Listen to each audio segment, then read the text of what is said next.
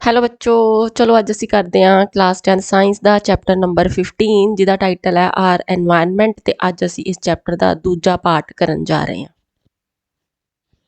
ਪੰਜਾਬੀ 'ਚ ਅਧਿਆਇ 15 ਨੂੰ ਸਾਡਾ ਵਾਤਾਵਰਣ ਕਿਹਾ ਜਾਂਦਾ ਹੈ ਤੇ ਆਓ ਦੇਖਦੇ ਹਾਂ ਕਿ ਇਸ ਚੈਪਟਰ ਦੇ ਦੂਜੇ ਭਾਗ ਵਿੱਚ ਅਸੀਂ ਕਿਹੜੇ-ਕਿਹੜੇ ਟੌਪਿਕਸ ਡਿਟੇਲ 'ਚ ਡਿਸਕਸ ਕਰਾਂਗੇ। ਅਧਿਆਇ 15 ਦੇ ਦੂਜੇ ਭਾਗ ਵਿੱਚ ਅੱਜ ਅਸੀਂ ਭੋਜਨ ਲੜੀ ਯਾਨੀ ਕਿ ਫੂਡ ਚੇਨ, ਭੋਜਨ ਜਾਲ ਯਾਨੀ ਕਿ ਫੂਡ ਵੈਬ, ਆਹਾਰ ਪੱਧਰ ਟ੍ਰੋਫਿਕ ਲੈਵਲ ਤੇ ਊਰਜਾ ਦਾ ਪ੍ਰਵਾਹ ਯਾਨੀ ਕਿ flow of energy in N ecosystem detail 'ਚ ਡਿਸਕਸ ਕਰਾਂਗੇ। ਇਹਨਾਂ ਟੌਪਿਕਸ ਨੂੰ ਡਿਟੇਲ 'ਚ ਡਿਸਕਸ ਕਰਨ ਤੋਂ ਪਹਿਲਾਂ ਅਸੀਂ ਇਹਨਾਂ ਦੇ ਨਾਲ ਰਿਲੇਟਡ ਕੁਝ ਟਰਮਸ ਜਿਹੜੀਆਂ ਨੇ ਉਹ ਰਿਵਾਈਜ਼ ਕਰ ਲੈਂਦੇ ਹਾਂ। ਵੈਸੇ ਤਾਂ ਇਹ ਜਿਹੜੀਆਂ ਟਰਮਸ ਨੇ ਅਸੀਂ ਭਾਗ ਪਹਿਲੇ ਦੀ ਵੀਡੀਓ ਵਿੱਚ ਕਰ ਚੁੱਕੇ ਹਾਂ, ਲੇਕਿਨ ਜਸਟ ਫਟਾਫਟ ਜੇ ਰਿਵਾਈਜ਼ ਕਰਦੇ ਹਾਂ ਤੇ ਅੱਗੇ ਚੱਲਦੇ ਹਾਂ। ਆਟੋਟ੍ਰੋਫਸ ਜਾਂ ਸਵੈ-ਪੋਸ਼ੀ ਕੀ ਹੁੰਦੇ ਨੇ? ਇਹ ਉਹ ਆਰਗੇਨਿਜ਼ਮਸ ਨੇ ਜਿਹੜੇ ਆਪਣਾ ਖਾਣਾ ਆਪ ਬਣਾਉਂਦੇ ਨੇ। ਇਹਨਾਂ ਨੂੰ ਅਸੀਂ ਪ੍ਰੋਡਿਊਸਰਸ ਕਹਿੰਦੇ ਆ। ਖਾਣਾ ਬਣਾਉਣ ਲਈ ਇਹ ਸੋਲਰ એનર્ਜੀ ਜਾਂ ਕੈਮੀਕਲ એનર્ਜੀ ਦੀ ਵਰਤੋਂ ਕਰਦੇ ਆ ਤੇ ਖਾਣਾ ਬਣਾਉਣ ਲਈ ਜਿੰਨੇ ਵੀ ਇਨਆਰਗੈਨਿਕ ਰॉ ਮਟੀਰੀਅਲਸ ਚਾਹੀਦੇ ਹੁੰਦੇ ਨੇ ਉਹ ਇਹ ਬਾਹਰੋਂ ਲੈਂਦੇ ਆ। ਦੇਖੋ, ਇਨਆਰਗੈਨਿਕ ਰॉ ਮਟੀਰੀਅਲਸ ਬਾਹਰੋਂ ਲੈ ਲੈਂਦੇ ਆ ਤੇ ਆਪ ਖਾਣਾ ਕਿਉਂਕਿ ਪ੍ਰੋਡਿਊਸ ਕਰਦੇ ਆ, ਇਸ ਕਰਕੇ ਆਰਗੈਨਿਕ ਮਟੀਰੀਅਲਸ ਇਹ ਆਪ ਪ੍ਰੋਡਿਊਸ ਕਰਦੇ ਆ। ਯੂਜ਼ਲੀ ਆਕਸੀਜਨ ਰਿਲੀਜ਼ ਕਰਦੇ ਆ ਤੇ ਇਸ ਕੈਟੇਗਰੀ 'ਚ ਸਾਰੇ ਹੀ ਪਲਾਂਟਸ ਤੇ ਕਈ ਤਰ੍ਹਾਂ ਦੇ ਬਲੂ ਗ੍ਰੀਨ ਐਲਗੀ ਦੇ ਮੈਂਬਰਸ ਜਿਹੜੇ ਨੇ ਉਹ ਆ ਜਾਂਦੇ ਨੇ। ਸੋ ਵੱਡੀ ਗੱਲ ਇਹ ਆ ਵੀ ਜਿਹੜੇ ਆ ਆਟੋਟ੍ਰੋਫਸ ਆ ਜਾਂ ਸਵੈ-ਪੋਸ਼ੀ ਆ, ਇਹਨਾਂ ਨੂੰ ਅਸੀਂ ਪ੍ਰੋਡਿਊਸਰਸ ਕਹਿੰਦੇ ਆ ਤੇ ਅੱਜ ਦੀ ਵੀਡੀਓ ਵਿੱਚ ਅਸੀਂ ਇਹ ਪ੍ਰੋਡਿਊਸਰ ਟਰਮ ਜਿਹੜੀ ਹੈ ਨਾ ਇਹ ਯੂਜ਼ ਕਰਨੀ ਆ। ਹੈਟਰੋਟ੍ਰੋਫਸ ਕੀ ਹੁੰਦੇ ਨੇ? ਜਿਨ੍ਹਾਂ ਨੂੰ ਅਸੀਂ ਪਰਪੋਸ਼ੀ ਵੀ ਕਹਿੰਦੇ ਆ। ਇਹ ਉਹ ਜੀਵ ਜੰਤੂ ਨੇ ਜਿਹੜੇ ਆਪਣਾ ਖਾਣਾ ਆਪ ਨਹੀਂ ਬਣਾ ਸਕਦੇ। ਇਹਨਾਂ ਨੂੰ ਅਸੀਂ ਕੰਜ਼ਿਊਮਰਸ ਕਹਿੰਦੇ ਆ ਜਾਂ ਖਪਤਕਾਰ ਕਹਿੰਦੇ ਆ। ਔਰ ਇਹ એનર્ਜੀ ਕਿਸ ਫਾਰਮ 'ਚ ਲੈਂਦੇ ਨੇ? ਇਹ ਆਰਗੈਨਿਕ ਨਿਊਟਰੀਐਂਟਸ ਜਿਹੜੇ ਨੇ ਉਹਨਾਂ ਤੋਂ એનર્ਜੀ ਲੈਂਦੇ ਆ, ਲੇਕਿਨ ਇਹ ਆਰਗੈਨਿਕ ਨਿਊਟਰੀਐਂਟਸ ਵੀ ਇਹ ਆਪ ਤਾਂ ਬਣਾ ਨਹੀਂ ਸਕਦੇ। ਇਸ ਲਈ ਇਹਨਾਂ ਨੂੰ ਜਿੰਨੇ ਵੀ ਆਰਗੈਨਿਕ ਤੇ ਇਨਆਰਗੈਨਿਕ ਨਿਊਟਰੀਐਂਟਸ ਚਾਹੀਦੇ ਹੁੰਦੇ ਨੇ ਇਹ ਸਾਰੇ ਬਾਹਰੋਂ ਲੈਂਦੇ ਨੇ। ਜਿੱਦਾਂ ਕਿ ਅਸੀਂ ਜਾਂ ਸਾਡੇ ਵਰਗੇ ਹੋਰ ਸਾਰੇ ਜਾਨਵਰ ਬਾਹਰੋਂ ਹੀ ਖਾਣਾ ਖਾਂਦੇ ਆ, ਬਾਹਰੋਂ ਹੀ ਕਈ ਤਰ੍ਹਾਂ ਦੇ ਮਿਨਰਲਸ ਦਾ ਇਨਟੇਕ ਕਰਦੇ ਆ ਤੇ ਕਾਰਬਨ ਡਾਈਆਕਸਾਈਡ ਰਿਲੀਜ਼ ਕਰਦੇ ਆ। ਜਿੱਦਾਂ ਅਸੀਂ ਰੈਸਪੀਰੇਸ਼ਨ 'ਚ ਕਾਰਬਨ ਡਾਈਆਕਸਾਈਡ ਰਿਲੀਜ਼ ਕਰਦੇ ਆ, ਹੈ ਨਾ। ਤੇ ਸਾਰੇ ਹੀ ਐਨੀਮਲਸ, ਫੰਜਾਈ ਤੇ ਕਾਫੀ ਪ੍ਰੋਟਿਸਟ ਜਿਹੜੇ ਨੇ, ਕਿੰਗਡਮ ਪ੍ਰੋਟਿਸਟਾ 'ਚ ਤੁਸੀਂ 9th ਸਟੈਂਡਰਡ 'ਚ ਪੜ੍ਹੇ ਵੀ ਹੋਏ ਨੇ, ਉਹ ਸਾਰੇ ਜਿਹੜੇ ਨੇ ਉਹ ਹੈਟਰੋਟ੍ਰੋਫਸ ਦੀ ਕੈਟੇਗਰੀ 'ਚ ਆ ਜਾਣਗੇ। ਅੱਜ ਇਸ ਚੈਪਟਰ ਦੀ ਦੂਜੇ ਭਾਗ ਦੀ ਵੀਡੀਓ ਵਿੱਚ ਅਸੀਂ ਆ ਜਿਹੜਾ ਵਰਡ ਹੈ ਨਾ ਕੰਜ਼ਿਊਮਰ ਜਾਂ ਖਪਤਕਾਰ, ਇਹ ਬਾਰ-ਬਾਰ ਵਰਤੋਂ 'ਚ ਲਿਆਵਾਂਗੇ। ਸੋ ਕੰਜ਼ਿਊਮਰ ਕੌਣ ਹੁੰਦੇ ਨੇ? ਹੈਟਰੋਟ੍ਰੋਫਸ ਹੁੰਦੇ ਨੇ। ਸੋ ਹੁਣ ਆਪਾਂ ਇਹ ਗੱਲ ਕਰਦੇ ਹਾਂ ਵੀ ਇਹ ਜਿਹੜੇ ਕੰਜ਼ਿਊਮਰਸ ਨੇ ਜਾਂ ਜਿਨ੍ਹਾਂ ਨੂੰ ਅਸੀਂ ਖਪਤਕਾਰ ਕਹਿੰਦੇ ਆ, ਇਹ ਹੋਰ ਕਿਹੜੀਆਂ-ਕਿਹੜੀਆਂ ਕੈਟੇਗਰੀਜ਼ 'ਚ ਡਿਵਾਈਡ ਹੋ ਸਕਦੇ ਨੇ। ਇੱਕ ਹੁੰਦੇ ਨੇ ਹਰਬੀਵੋਰਸ, ਜਿਨ੍ਹਾਂ ਨੂੰ ਅਸੀਂ ਸ਼ਾਕਾਹਾਰੀ ਕਹਿੰਦੇ ਆ। ਇਹ ਕੌਣ ਨੇ? ਇਹ ਇਹੋ ਜਿਹੇ ਹੈਟਰੋਟ੍ਰੋਫਸ ਨੇ ਜਿਹੜੇ ਕਿ ਪਲਾਂਟਸ ਦੇ ਉੱਤੇ ਫੀਡ ਕਰਦੇ ਆ, ਯਾਨੀ ਕਿ ਇਹ ਪਲਾਂਟਸ ਨੂੰ ਖਾਂਦੇ ਆ। ਕਾਰਨੀਵੋਰਸ ਕੀ ਹੁੰਦੇ ਨੇ? ਮਾਸਾਹਾਰੀ ਜੀਵ ਹੁੰਦੇ ਨੇ ਜਿਹੜੇ ਕਿ ਦੂਜੇ ਜਾਨਵਰਾਂ ਨੂੰ ਖਾਂਦੇ ਆ। ਓਮਨੀਵੋਰਸ ਕੀ ਹੁੰਦੇ ਨੇ? ਇਹ ਸਰਵ ਆਹਾਰੀ ਹੁੰਦੇ ਨੇ ਜਿਹੜੇ ਕਿ ਪਲਾਂਟਸ ਤੇ ਐਨੀਮਲ ਦੋਨੋਂ ਤਰ੍ਹਾਂ ਦੇ ਜਿਹੜੇ ਫੂਡ ਆਈਟਮਸ ਨੇ ਉਹਨਾਂ ਨੂੰ ਕੰਜ਼ਿਊਮ ਕਰਦੇ ਆ। ਲੇਕਿਨ ਹੁੰਦੇ ਜਿਹੜੇ ਨੇ ਤਿੰਨੋਂ ਕੈਟੇਗਰੀਜ਼ ਹੈਟਰੋਟ੍ਰੋਫਸ ਦੀਆਂ ਹੀ ਨੇ, ਯਾਨੀ ਕਿ ਇਹ ਪਰਪੋਸ਼ੀ ਹੀ ਹੁੰਦੇ ਨੇ। ਸੋ ਆ ਜਿਹੜੇ ਕੰਜ਼ਿਊਮਰਸ ਨੇ ਜਾਂ ਖਪਤਕਾਰ ਨੇ, ਅੱਜ ਦੀ ਵੀਡੀਓ ਵਿੱਚ ਇਹ ਟਰਮ ਅਸੀਂ ਬਾਰ-ਬਾਰ ਯੂਜ਼ ਕਰਾਂਗੇ। ਸੋ ਮੇਰੇ ਖਿਆਲ 'ਚ ਬੇਸਿਕ ਟਰਮਸ ਜਿਹੜੀਆਂ ਨੇ ਆਪਾਂ ਰਿਵਾਈਜ਼ ਕਰ ਲਈਆਂ ਨੇ। ਹੁਣ ਆਪਾਂ ਅੱਗੇ ਚੱਲਦੇ ਹਾਂ। ਈਕੋਸਿਸਟਮ ਯਾਨੀ ਕਿ ਪ੍ਰਸਥਿਤਿਕ ਪ੍ਰਬੰਧ। ਦੇਖੋ, ਇਸ ਚੈਪਟਰ ਦੀ ਜਿਹੜੀ ਪਹਿਲੀ ਵੀਡੀਓ ਸੀ ਉਹਦੇ 'ਚ ਅਸੀਂ ਪ੍ਰਸਥਿਤਿਕ ਪ੍ਰਬੰਧ ਜਾਂ ਈਕੋਸਿਸਟਮ ਦੇ ਬਾਰੇ ਡਿਟੇਲ ਦੇ ਵਿੱਚ ਡਿਸਕਸ਼ਨ ਕੀਤੀ ਸੀਗੀ ਤੇ ਉਹਦੇ 'ਚ ਆਪਾਂ ਈਕੋਸਿਸਟਮਸ ਜਿਹੜੇ ਨੇ ਉਹਨਾਂ ਦੀਆਂ ਟਾਈਪਸ ਵੀ ਪੜ੍ਹੀਆਂ ਸੀਗੀਆਂ। ਈਕੋਸਿਸਟਮ ਕੀ ਹੁੰਦੇ ਆ? ਲਿਵਿੰਗ ਤੇ ਨਾਨ ਲਿਵਿੰਗ ਕੰਪੋਨੈਂਟਸ ਦੀਆਂ ਇੰਟਰੈਕਟਿਵ ਤੇ ਫੰਕਸ਼ਨਲ ਯੂਨਿਟਸ ਹੁੰਦੀਆਂ। ਔਰ ਇਹਨਾਂ ਦਾ ਨਾ ਕੋਈ ਪੱਕਾ ਸਾਈਜ਼ ਨਹੀਂ ਹੁੰਦਾ। ਇਹ ਛੋਟੇ ਵੀ ਹੋ ਸਕਦੇ ਈਕੋਸਿਸਟਮ ਤੇ ਵੱਡੇ ਵੀ ਹੋ ਸਕਦੇ ਆ। ਸੋ ਸਮਾਲ ਔਰ ਬਿਗ, ਕੋਈ ਇਹਨਾਂ ਦਾ ਫਿਕਸਡ ਸਾਈਜ਼ ਨਹੀਂ ਹੁੰਦਾ। An ecosystem can be as small as an oasis in a desert। ਹੁਣ ਹੁੰਦਾ ਕੀ, ਦੇਖੋ ਜਿੱਦਾਂ ਕੋਈ ਰੇਗਿਸਤਾਨ ਆ, ਉਹਦੇ ਵਿੱਚ ਕਿਤੇ ਵੀ ਜੇ ਪਾਣੀ ਅਵੇਲੇਬਲ ਹੈਗਾ ਤੇ ਉਸ ਪਾਣੀ ਵਾਲੇ ਹਿੱਸੇ ਦੇ ਆਸ-ਪਾਸ ਕੁਝ ਜਿਹੜੇ ਨੇ ਨਾ ਪੌਦੇ, ਕੁਝ ਦਰਖਤ ਜਿਹੜੇ ਨੇ ਨਾ ਉੱਗ ਜਾਂਦੇ ਨੇ, ਠੀਕ ਹੈ ਨਾ। ਉਹ ਆਪਣੇ ਆਪ ਦੇ ਵਿੱਚ ਇੱਕ ਈਕੋਸਿਸਟਮ ਕੌਂਸਟੀਟਿਊਟ ਕਰਦੇ, ਹਾਲਾਂਕਿ ਛੋਟਾ ਜਿਹਾ ਹੀ ਈਕੋਸਿਸਟਮ ਹੁੰਦਾ। ਲੇਕਿਨ ਜਦੋਂ ਅਸੀਂ ਸਮੁੰਦਰ ਦੀ ਗੱਲ ਕਰਦੇ, ਓਸ਼ਨ ਦੀ ਗੱਲ ਕਰਦੇ ਹਾਂ, ਤੇ ਹਜ਼ਾਰਾਂ ਮੀਲਾਂ ਤੱਕ ਫੈਲਿਆ ਹੋਇਆ ਸਮੁੰਦਰ ਵੀ ਆਪਣੇ ਆਪ ਦੇ ਵਿੱਚ ਇੱਕ ਈਕੋਸਿਸਟਮ ਹੀ ਹੁੰਦਾ ਹੈ। ਸੋ ਈਕੋਸਿਸਟਮ ਦੇ ਵਿੱਚ ਕੋਈ ਸਾਈਜ਼ ਫਿਕਸਡ ਨਹੀਂ ਹੈ। It can be as small as an oasis ਔਰ it can be as big as an ocean. ਔਰ ਜਦੋਂ ਅਸੀਂ ਪਿਛਲੀ ਵੀਡੀਓ ਦੇ ਵਿੱਚ ਟਾਈਪਸ ਆਫ ਇਕੋਸਿਸਟਮ ਕੀਤੇ ਸੀਗੇ, ਆਪਾਂ 2 ਟਾਈਪਸ ਕੀਤੀਆਂ ਸੀਗੀਆਂ ਬੇਸਿਕ, ਇੱਕ ਕੀਤੀਆਂ ਸੀਗੀਆਂ ਨੈਚੁਰਲ ਤੇ ਆਰਟੀਫੀਸ਼ੀਅਲ, ਤੇ ਦੋਵਾਂ ਦੇ ਵਿੱਚ ਅਸੀਂ ਕੀ ਕਿਹਾ ਸੀਗਾ, ਟਰਸਟਰੀਅਲ ਤੇ ਇਕੁਐਟਿਕ। ਇਹ 2 ਬੇਸਿਕ ਟਾਈਪਸ ਹੁੰਦੀਆਂ ਇਕੋਸਿਸਟਮ ਦੀਆਂ। ਟਰਸਟਰੀਅਲ ਮਤਲਬ ਜ਼ਮੀਨ ਦੇ ਉੱਤੇ, ਇਕੁਐਟਿਕ ਮਤਲਬ ਪਾਣੀ ਦੇ ਉੱਤੇ। ਐਕਵਾ ਦਾ ਕੀ ਮਤਲਬ ਹੁੰਦਾ, ਪਾਣੀ, ਸੋ ਪਾਣੀ ਦੇ ਵਿੱਚ। ਹੁਣ ਜਿੱਦਾਂ ਕਿ ਆ ਇਕੁਐਟਿਕ ਇਕੋਸਿਸਟਮ ਆ ਤੇ ਇਹਦੇ ਵਿੱਚ ਸਾਨੂੰ ਦੇਖੋ ਕਈ ਤਰ੍ਹਾਂ ਦੇ ਜੀਵ ਜੰਤੂ ਜਾਂ ਮੱਛਲੀਆਂ ਵਗੈਰਾ ਨਜ਼ਰ ਆ ਰਹੀਆਂ। ਹੁਣ ਇਹ ਜਿਹੜੇ ਜਾਨਵਰ ਨੇ ਜਾਂ ਇਹ ਜਿਹੜੇ ਜੀਵ ਜੰਤੂ ਨੇ, ਇਹ ਕੀ ਖਾਂਦੇ ਨੇ, ਇਹ ਇੱਕ ਦੂਜੇ ਨੂੰ ਹੀ ਖਾਂਦੇ ਨੇ, ਯਾਨੀ ਕਿ ਇੱਕ ਜਾਨਵਰ ਦੂਜੇ ਨੂੰ ਖਾਂਦਾ, ਦੂਜਾ ਤੀਜੇ ਨੂੰ ਖਾਂਦਾ, ਹੈ ਨਾ। ਇਸੇ ਤਰ੍ਹਾਂ ਹੀ ਜੇ ਆਪਾਂ ਟਰਸਟਰੀਅਲ ਇਕੋਸਿਸਟਮ ਦੀ ਗੱਲ ਕਰਦੇ ਇੱਥੇ ਜੰਗਲ ਸਾਨੂੰ ਨਜ਼ਰ ਆ ਰਿਹਾ। ਇਸ ਜੰਗਲ ਦੇ ਵਿੱਚ ਵੀ ਤਾਂ ਕਈ ਤਰ੍ਹਾਂ ਦੇ ਜੀਵ ਜੰਤੂ ਜਾਨਵਰ ਹੋਣਗੇ ਜਿਹੜੇ ਇੱਕ ਦੂਜੇ ਨੂੰ ਖਾਂਦੇ ਹੋਣਗੇ। ਜਿੱਦਾਂ ਕਿ ਘਾਹ ਹੀ ਆ, ਹੈ ਨਾ, ਘਾਹ ਨੂੰ ਕੋਈ ਸ਼ਾਕਾਹਾਰੀ ਜੀਵ ਜੰਤੂ ਖਾਂਦੇ ਹੋਣਗੇ। ਜੇ ਕੋਈ ਸ਼ਾਕਾਹਾਰੀ ਜੀਵ ਜੰਤੂ ਹੈ ਤੇ ਉਹਨਾਂ ਨੂੰ ਅੱਗੋਂ ਕੋਈ ਮਾਸਾਹਾਰੀ ਜੀਵ ਜੰਤੂ ਵੀ ਖਾਂਦੇ ਹੋਣਗੇ, ਹੈ ਨਾ। ਸੋ ਇੱਕ ਇਕੋਸਿਸਟਮ ਦੇ ਵਿੱਚ ਜਿਹੜੀ ਚੇਨ ਹੁੰਦੀ ਹੈ ਨਾ, ਜਿਹਦੇ 'ਚ ਸਾਨੂੰ ਪਤਾ ਲੱਗੇ ਵੀ ਕੌਣ ਕਿਹਨੂੰ ਖਾਂਦਾ, ਉਹਨੂੰ ਅਸੀਂ ਕਹਿੰਦੇ ਆ ਫੂਡ ਚੇਨ ਜਾਂ ਭੋਜਨ ਲੜੀ। ਤੇ ਚਲੋ ਫੂਡ ਚੇਨ ਦੇ ਬਾਰੇ ਡਿਟੇਲ 'ਚ ਡਿਸਕਸ ਕਰਦੇ ਆ। ਇੱਕ ਪਿਕਚਰ ਦੇਖੋ, ਇੱਥੇ ਸਾਨੂੰ ਕੀ ਨਜ਼ਰ ਆ ਰਿਹਾ, ਦੇਖੋ ਘਾਹ ਹੈਗਾ। ਘਾਹ ਨੂੰ ਖਾਣ ਵਾਲੇ ਬਹੁਤ ਸਾਰੇ ਜੀਵ ਜੰਤੂ ਹੁੰਦੇ ਜਿਨ੍ਹਾਂ ਨੂੰ ਅਸੀਂ ਸ਼ਾਕਾਹਾਰੀ ਕਹਿੰਦੇ ਆ। ਜਿਵੇਂ ਕਿ ਇੱਥੇ ਸਾਨੂੰ ਇੱਕ ਹਿਰਨ ਨਜ਼ਰ ਆ ਰਿਹਾ, ਇੱਕ ਡੀਅਰ ਨਜ਼ਰ ਆ ਰਿਹਾ। ਸੋ ਇਹ ਜਿਹੜਾ ਡੀਅਰ ਹੈਗਾ ਇਹ ਘਾਹ ਖਾਊਗਾ ਤੇ ਇਸ ਡੀਅਰ ਨੂੰ ਅੱਗੋਂ ਕੋਈ ਸ਼ੇਰ ਵੀ ਖਾ ਸਕਦਾ, ਹੈ ਨਾ, ਜਾਂ ਹੋਰ ਵੀ ਕੋਈ ਮਾਸਾਹਾਰੀ ਜੀਵ ਜੰਤੂ ਹੋ ਸਕਦੇ ਆ। ਆਪਾਂ ਤੇ ਜਸਟ ਐਗਜ਼ਾਮਪਲ ਹੀ ਲੈ ਰਹੇ ਹਾਂ। ਸੋ ਇੱਕ ਲੜੀ ਜੀ ਬਣ ਗਈ ਆ, ਠੀਕ ਹੈ ਨਾ, ਜਿਹਦੇ ਵਿੱਚ ਕਿ ਘਾਹ ਨੂੰ ਡੀਅਰ ਖਾ ਰਿਹਾ ਤੇ ਡੀਅਰ ਨੂੰ ਲਾਇਨ ਖਾ ਰਿਹਾ। ਇਹ ਜਿਹੜੀ ਚੇਨ ਆ, ਇਹ ਜਿਹੜੀ ਲੜੀ ਆ, ਇਹਨੂੰ ਅਸੀਂ ਫੂਡ ਚੇਨ ਕਹਿੰਦੇ ਆ। ਸੋ ਫੂਡ ਚੇਨ ਜਾਂ ਭੋਜਨ ਲੜੀ ਨੂੰ ਅਸੀਂ ਕਿੱਦਾਂ ਡਿਫਾਈਨ ਕਰ ਸਕਦੇ ਹਾਂ? The series of organisms feeding on one another at various biotic levels of an ecosystem, ਯਾਨੀ ਕਿ ਇੱਕ ਪ੍ਰਸਥਿਤਿਕ ਪ੍ਰਬੰਧ ਦੇ ਵਿੱਚ ਅਲੱਗ-ਅਲੱਗ ਬਾਇਓਟਿਕ ਲੈਵਲਸ ਤੇ ਜਾਂ ਪੱਧਰਾਂ ਤੇ ਇੱਕ ਲੜੀ ਜੀਵ ਜੰਤੂਆਂ ਦੀ, ਜਿਹਦੇ ਤੋਂ ਇਹ ਪਤਾ ਲੱਗੇ ਵੀ ਕੌਣ ਕਿਹਨੂੰ ਖਾਂਦਾ ਪਿਆ, ਇਹੋ ਜਿਹੀ ਲੜੀ ਨੂੰ ਅਸੀਂ ਭੋਜਨ ਲੜੀ ਜਾਂ ਫੂਡ ਚੇਨ ਕਹਿੰਦੇ ਆ। ਸੋ ਸੀਰੀਜ਼ ਆਫ ਆਰਗੈਨਿਜ਼ਮਸ ਨੇ, ਲੜੀ 'ਚ ਨੇ, ਫੀਡਿੰਗ ਔਨ ਵਨ ਅਨਦਰ। ਬਹੁਤ ਸੌਖੇ ਸ਼ਬਦਾਂ 'ਚ ਕਹਿਣਾ ਹੋਵੇ ਤਾਂ ਆਪਾਂ ਇੱਦਾਂ ਵੀ ਕਹਿ ਸਕਦੇ ਹਾਂ ਵੀ ਹੂ ਈਟਸ ਹੂਮ, ਯਾਨੀ ਕਿ ਕੌਣ ਕਿਹਨੂੰ ਖਾ ਰਿਹਾ, ਉਹਦੀ ਚੇਨ ਨੂੰ ਅਸੀਂ ਫੂਡ ਚੇਨ ਕਹਿੰਦੇ ਆ। ਠੀਕ ਹੈ ਨਾ, ਮੈਂ ਰਿਪੀਟ ਕਰ ਦਿੰਦੀ ਹਾਂ, ਹੂ ਈਟਸ ਹੂਮ, ਕੌਣ ਕਿਹਨੂੰ ਖਾ ਰਿਹਾ, ਇਹਦੀ ਚੇਨ ਨੂੰ ਅਸੀਂ ਫੂਡ ਚੇਨ ਜਾਂ ਭੋਜਨ ਲੜੀ ਕਹਿੰਦੇ ਆ। ਹੁਣ ਨੇਚਰ ਦੇ ਵਿੱਚ ਸਾਨੂੰ ਕਈ ਤਰ੍ਹਾਂ ਦੀਆਂ ਫੂਡ ਚੇਨਸ ਜਿਹੜੀਆਂ ਨੇ ਨਾ ਮਿਲਦੀਆਂ ਨੇ। ਜਿਹੜੀ ਡਾਇਗਰਾਮ ਆ, ਇਹਦੇ 'ਚ ਸਾਨੂੰ 3 ਤਰ੍ਹਾਂ ਦੀਆਂ ਫੂਡ ਚੇਨਸ ਜਿਹੜੀਆਂ ਨੇ ਨਾ ਉਹ ਦਿਖਾਈ ਦੇ ਰਹੀਆਂ ਨੇ। ਪਹਿਲੀ ਹੈਗੀ ਆ ਫੋਰੈਸਟ ਵਾਲੀ, ਯਾਨੀ ਕਿ ਜੰਗਲ ਦੇ ਵਿੱਚ ਹੁੰਦਾ ਕੀ ਆ ਵੀ ਜਿਹੜੇ ਵੀ ਕੋਈ ਪੇੜ ਪੌਦੇ ਨੇ, ਹੈ ਨਾ, ਕੋਈ ਘਾਹ ਏ, ਉਹਨਾਂ ਨੂੰ ਕਈ ਤਰ੍ਹਾਂ ਦੇ ਸ਼ਾਕਾਹਾਰੀ ਜੀਵ ਖਾਂਦੇ ਆ। ਜਿੱਦਾਂ ਹਿਰਨ ਨੇ ਖਾ ਲਿਆ ਤੇ ਹਿਰਨ ਨੂੰ ਫਿਰ ਗਾਂ ਸ਼ੇਰ ਨੇ ਖਾ ਲਿਆ। ਇੱਕ ਫੂਡ ਚੇਨ ਬਣ ਗਈ ਜਿਹੜੀ ਕਿ ਜੰਗਲ 'ਚ ਮਿਲਦੀ ਆ, ਫੂਡ ਚੇਨ ਇਨ ਫੋਰੈਸਟ। ਇਸੇ ਤਰ੍ਹਾਂ ਹੀ ਗ੍ਰਾਸਲੈਂਡ ਦੇ ਵਿੱਚ ਦੇਖੋ ਵੀ ਜਿੱਦਾਂ ਘਾਹ ਹੈਗਾ, ਇਹਦੇ ਉੱਤੇ ਕਈ ਕੀੜੇ ਮਕੌੜੇ ਜਿਹੜੇ ਨੇ ਉਹ ਫੀਡ ਕਰ ਰਹੇ ਨੇ ਤੇ ਇਹਨਾਂ ਕੀੜਿਆਂ ਮਕੌੜਿਆਂ ਨੂੰ ਫਰੋਗਸ ਯਾਨੀ ਕਿ ਡੱਡੂ ਖਾ ਲੈਂਦੇ ਆ। ਇਹਨਾਂ ਡੱਡੂਆਂ ਨੂੰ ਸਨੇਕਸ ਜਾਂ ਸੱਪ ਖਾ ਲੈਂਦੇ ਆ। ਤੇ ਜਿਹੜੇ ਸਨੇਕਸ ਜਾਂ ਸੱਪ ਹੁੰਦੇ, ਇਹਨਾਂ ਨੂੰ ਕੋਈ ਹੌਕ ਖਾ ਲੈਂਦਾ, ਹੈ ਨਾ, ਗਾਂ ਜਾਂ ਪੀਕੌਕ ਖਾ ਲੈਂਦਾ। ਤੇ ਇੱਕ ਚੇਨ ਬਣ ਜਾਂਦੀ ਆ ਫੂਡ ਚੇਨ, ਜਿਹਨੂੰ ਅਸੀਂ ਕਿ ਗ੍ਰਾਸਲੈਂਡ ਦੀ ਫੂਡ ਚੇਨ ਕਹਿੰਦੇ ਆ, ਕਿਉਂਕਿ ਇਹ ਘਾਹ ਦੇ ਮੈਦਾਨਾਂ ਦੇ ਵਿੱਚ ਮਿਲਦੀ ਆ। ਇਸੇ ਤਰ੍ਹਾਂ ਹੀ ਸਾਨੂੰ ਇੱਕ ਪੌਂਡ ਦੀ ਫੂਡ ਚੇਨ ਇੱਥੇ ਜਿਹੜੀ ਆ ਦਿਖਾਈ ਦੇ ਰਹੀ ਆ, ਠੀਕ ਹੈ ਨਾ, ਯਾਨੀ ਕਿ ਛੱਪੜਾਂ ਦੇ ਵਿੱਚ। ਸੋ ਜਿਹੜੇ ਵੀ ਕੋਈ ਫਾਈਟੋ ਪਲੈਂਕਟਨਸ ਨੇ, ਉਹਨਾਂ ਨੂੰ ਕਈ ਤਰ੍ਹਾਂ ਦੇ ਜ਼ੂ ਪਲੈਂਕਟਨਸ ਜਿਹੜੇ ਨੇ ਉਹ ਖਾਂਦੇ ਆ। ਉਹਨਾਂ ਨੂੰ ਅੱਗੋਂ ਫਿਰ ਮੱਛਲੀਆਂ ਜਿਹੜੀਆਂ ਨੇ ਉਹ ਖਾ ਲੈਂਦੀਆਂ। ਤੇ ਇਹਨਾਂ ਮੱਛਲੀਆਂ ਨੂੰ ਕਈ ਤਰ੍ਹਾਂ ਦੇ ਜਿਹੜੇ ਹੁੰਦੇ ਨੇ ਫਿਸ਼ ਈਟਿੰਗ ਬਰਡਸ, ਉਹ ਵੀ ਖਾ ਲੈਂਦੇ ਆ, ਹੈ ਨਾ। ਸੋ ਇਹ ਜਿਹੜੀ ਆ ਇੱਕ ਪਾਣੀ ਦੀ ਫੂਡ ਚੇਨ ਬਣ ਜੂਗੀ। ਲੇਕਿਨ ਇਹ ਪਾਣੀ ਦੀ ਫੂਡ ਚੇਨ ਸਿਰਫ ਛੱਪੜ ਦੀ ਆ, ਕਿਉਂਕਿ ਹੁਣ ਇਹ ਨਹੀਂਗਾ ਵੀ ਛੱਪੜ ਦੇ ਵਿੱਚ ਜਿਹੜੀਆਂ ਨੇ ਵੱਡੀਆਂ ਮੱਛਲੀਆਂ ਜਾਂ ਸ਼ਾਰਕਸ ਵਗੈਰਾ ਤੇ ਆ ਨਹੀਂ ਜਾਣੀਆਂ, ਹੈ ਨਾ। ਉਹ ਤਾਂ ਛੋਟੀਆਂ ਮੱਛਲੀਆਂ ਹੀ ਹੋਣਗੀਆਂ। ਵੱਧ ਤੋਂ ਵੱਧ ਕੀ ਹੋ ਜਾਊਗਾ ਕਿ ਕੋਈ ਫਿਸ਼ ਈਟਿੰਗ ਬਰਡ ਆ, ਉਹ ਇਹਨਾਂ ਮੱਛਲੀਆਂ ਨੂੰ ਖਾ ਲੂਗਾ। ਜਿੱਦਾਂ ਕਈ ਤਰ੍ਹਾਂ ਦੇ ਕ੍ਰੇਨਸ ਵਗੈਰਾ ਹੁੰਦੇ ਨੇ ਜਿਹੜੇ ਕਿ ਮੱਛਲੀਆਂ ਨੂੰ ਖਾਂਦੇ ਨੇ। ਸੋ ਇਹ 3 ਐਗਜ਼ਾਮਪਲਸ ਹੋ ਗਈਆਂ ਫੂਡ ਚੇਨਸ ਦੀਆਂ ਜਿਹੜੀਆਂ ਕਿ ਸਾਨੂੰ ਨੇਚਰ 'ਚ ਮਿਲਦੀਆਂ। ਹਾਲਾਂਕਿ ਇਹ ਕਾਫੀ ਨਹੀਂ ਗਈਆਂ, ਆਪਾਂ ਇੱਕ ਹੋਰ ਦੇਖਦੇ ਹਾਂ ਫੂਡ ਚੇਨ।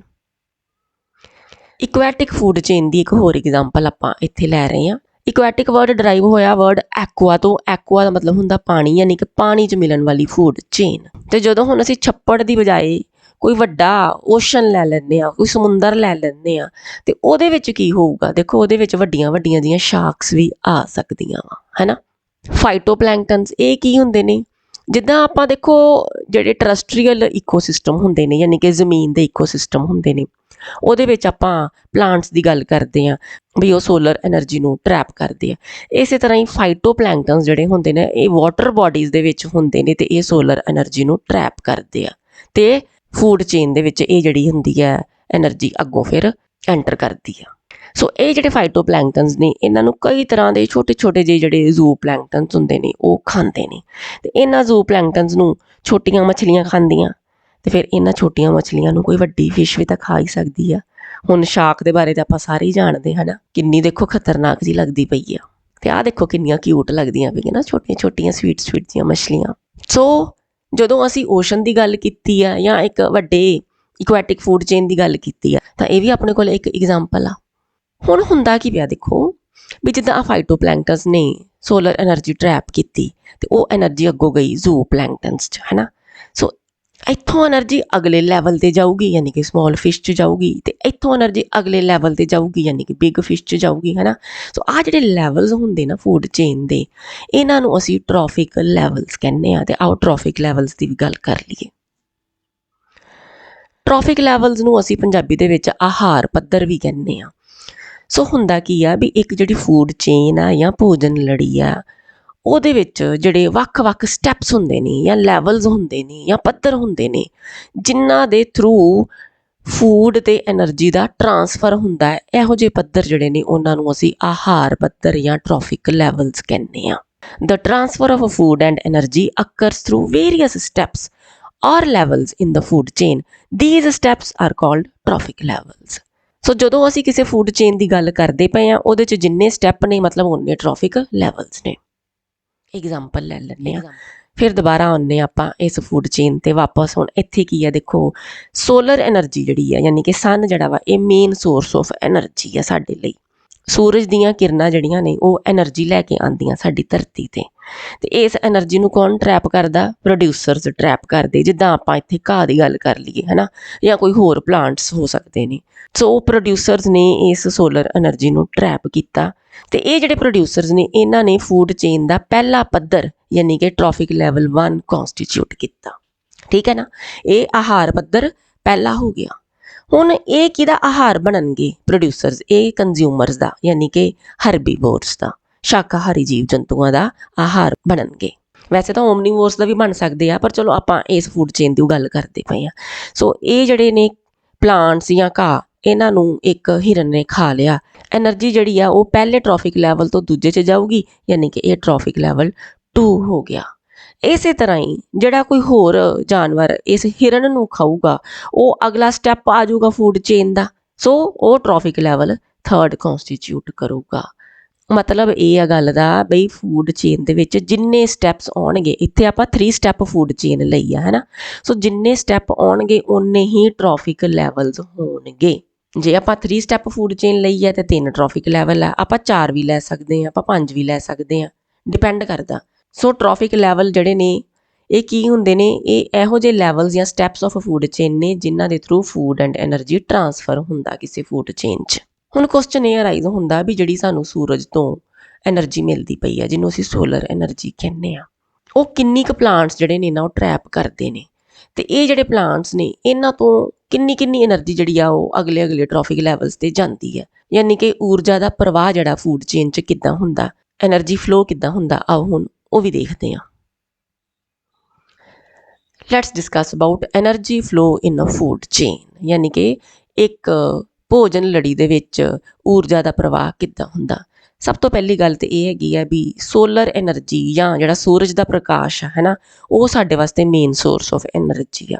ਲੇਕਿਨ ਸਾਰਾ ਪ੍ਰਕਾਸ਼ ਜਿਹੜਾ ਉਹ ਟਰੈਪ ਨਹੀਂ ਕੀਤਾ ਜਾ ਸਕਦਾ, ਉਹਦਾ ਸਿਰਫ 1% ਯਾਨੀ ਕਿ ਓਨਲੀ 1% ਆਫ ਸੋਲਰ એનર્ਜੀ ਜਿਹੜੀ ਆ ਉਹ ਕੈਪਚਰ ਕੀਤੀ ਜਾਂਦੀ ਹੈ ਤੇ ਫੂਡ એનર્ਜੀ ਦੀ ਫਾਰਮ ਦੇ ਵਿੱਚ ਕਨਵਰਟ ਕੀਤੀ ਜਾਂਦੀ ਆ। ਕੌਣ ਕਰਦਾ ਟਰੈਪ ਇਸ ਸੋਲਰ એનર્ਜੀ ਨੂੰ? ਪ੍ਰੋਡਿਊਸਰਸ ਕਰਦੇ ਨੇ। ਸੋ ਪਾਣੀ ਦੇ ਵਿੱਚ ਆਪਾਂ ਫਾਈਟੋਪਲੈਂਕਟਨਸ ਕਹਿ ਦਈਏ ਤੇ ਟਰਸਟਰੀਅਲ ਇਕੋਸਿਸਟਮ ਦੇ ਵਿੱਚ ਆਪਾਂ ਪਲਾਂਟਸ ਕਹਿ ਦਈਏ, ਇਹ ਕੀ ਕਰਦੇ? ਇਹ ਸੋਲਰ એનર્ਜੀ ਨੂੰ ਟਰੈਪ ਕਰਦੇ ਆ। ਲੇਕਿਨ ਸਾਰੀ ਸੋਲਰ એનર્ਜੀ ਟਰੈਪ ਨਹੀਂ ਹੁੰਦੀ। ਜਿੰਨੀ ਇੰਸੀਡੈਂਟ ਸੋਲਰ એનર્ਜੀ ਹੁੰਦੀ ਹੈ, ਜਿੰਨੀ ਧੁੱਪ ਪੈਂਦੀ ਆ ਉਹਦਾ ਸਿਰਫ 1% ਯਾਨੀ ਕਿ ਓਨਲੀ 1% ਟਰੈਪ ਕੀਤਾ ਜਾਂਦਾ ਤੇ ਜਿੱਦਾਂ ਹੀ ਆ ਜਿਹੜੇ ਪ੍ਰੋਡਿਊਸਰਸ ਨੇ ਇਹ ਟਰੈਪ ਕਰ ਲੈਣਗੇ, ਬਸ ਫਿਰ ਇਹ ਜਿਹੜੀ એનર્ਜੀ ਆ ਅੱਗੋਂ ਫੂਡ ਚੇਨ 'ਚ ਐਂਟਰ ਕਰ ਜੂਗੀ। ਠੀਕ ਹੈ, ਔਰ ਇਹ ਜਿਹੜੇ ਪ੍ਰੋਡਿਊਸਰਸ ਨੇ ਇਹ ਫੂਡ ਚੇਨ ਦਾ ਫਸਟ ਟ੍ਰੋਫਿਕ ਲੈਵਲ ਯਾਨੀ ਕਿ ਪਹਿਲਾ ਆਹਾਰ ਪੱਧਰ ਬਣਾਉਣਗੇ। ਸੋ ਸਮਰੀ ਕੀ ਹੋ ਗਈ ਵੀ ਜਿੰਨੀ ਧੁੱਪ ਪੈਂਦੀ ਆ ਉਹਦਾ ਸਿਰਫ 1% ਜਿਹੜਾ ਵਾ ਉਹ ਪ੍ਰੋਡਿਊਸਰਸ ਟਰੈਪ ਕਰਦੇ ਆ। ਹੁਣ ਇਹ ਜਿਹੜੇ ਪ੍ਰੋਡਿਊਸਰਸ ਨੇ ਉਹਨਾਂ ਤੋਂ ਕਿੰਨੇ ਪ੍ਰਤੀਸ਼ਤ એનર્ਜੀ ਅੱਗੇ ਜਾਊਗੀ ਇਹ ਵੀ ਵੇਖਦੇ ਆ। ਇੱਥੇ ਹੁਣ ਐਪਲੀਕੇਬਲ ਹੋਊਗਾ 10% ਲਾਅ ਯਾਨੀ ਕਿ 10% ਦਾ ਨਿਯਮ। ਇਹ ਜਿਹੜਾ ਨਿਯਮ ਹੈ ਲਿੰਡਮੈਨ ਨੇ 1942 ਚ ਦਿੱਤਾ ਸੀਗਾ। ਇਹ ਜਿਹੜਾ ਲਾਅ ਆ ਇਹ ਕਹਿੰਦਾ ਵਾ ਬਈ ਇੱਕ ਟ੍ਰੋਫਿਕ ਲੈਵਲ ਤੋਂ ਦੂਜੇ ਟ੍ਰੋਫਿਕ ਲੈਵਲ ਤੱਕ ਸਿਰਫ 10% એનર્ਜੀ ਟ੍ਰਾਂਸਫਰ ਹੁੰਦੀ ਆ, ਯਾਨੀ ਕਿ ਦੂਜੇ ਟ੍ਰੋਫਿਕ ਲੈਵਲ ਤੋਂ ਤੀਜੇ, ਤੀਜੇ ਤੋਂ ਚੌਥੇ, ਚੌਥੇ ਤੋਂ ਪੰਜਵੇਂ ਸਿਰਫ 10% એનર્ਜੀ ਜਿਹੜੀ ਹੈ ਨਾ ਉਹ ਗਾਂ ਦੇ ਗਾਂ ਜਾਣੀ ਆ।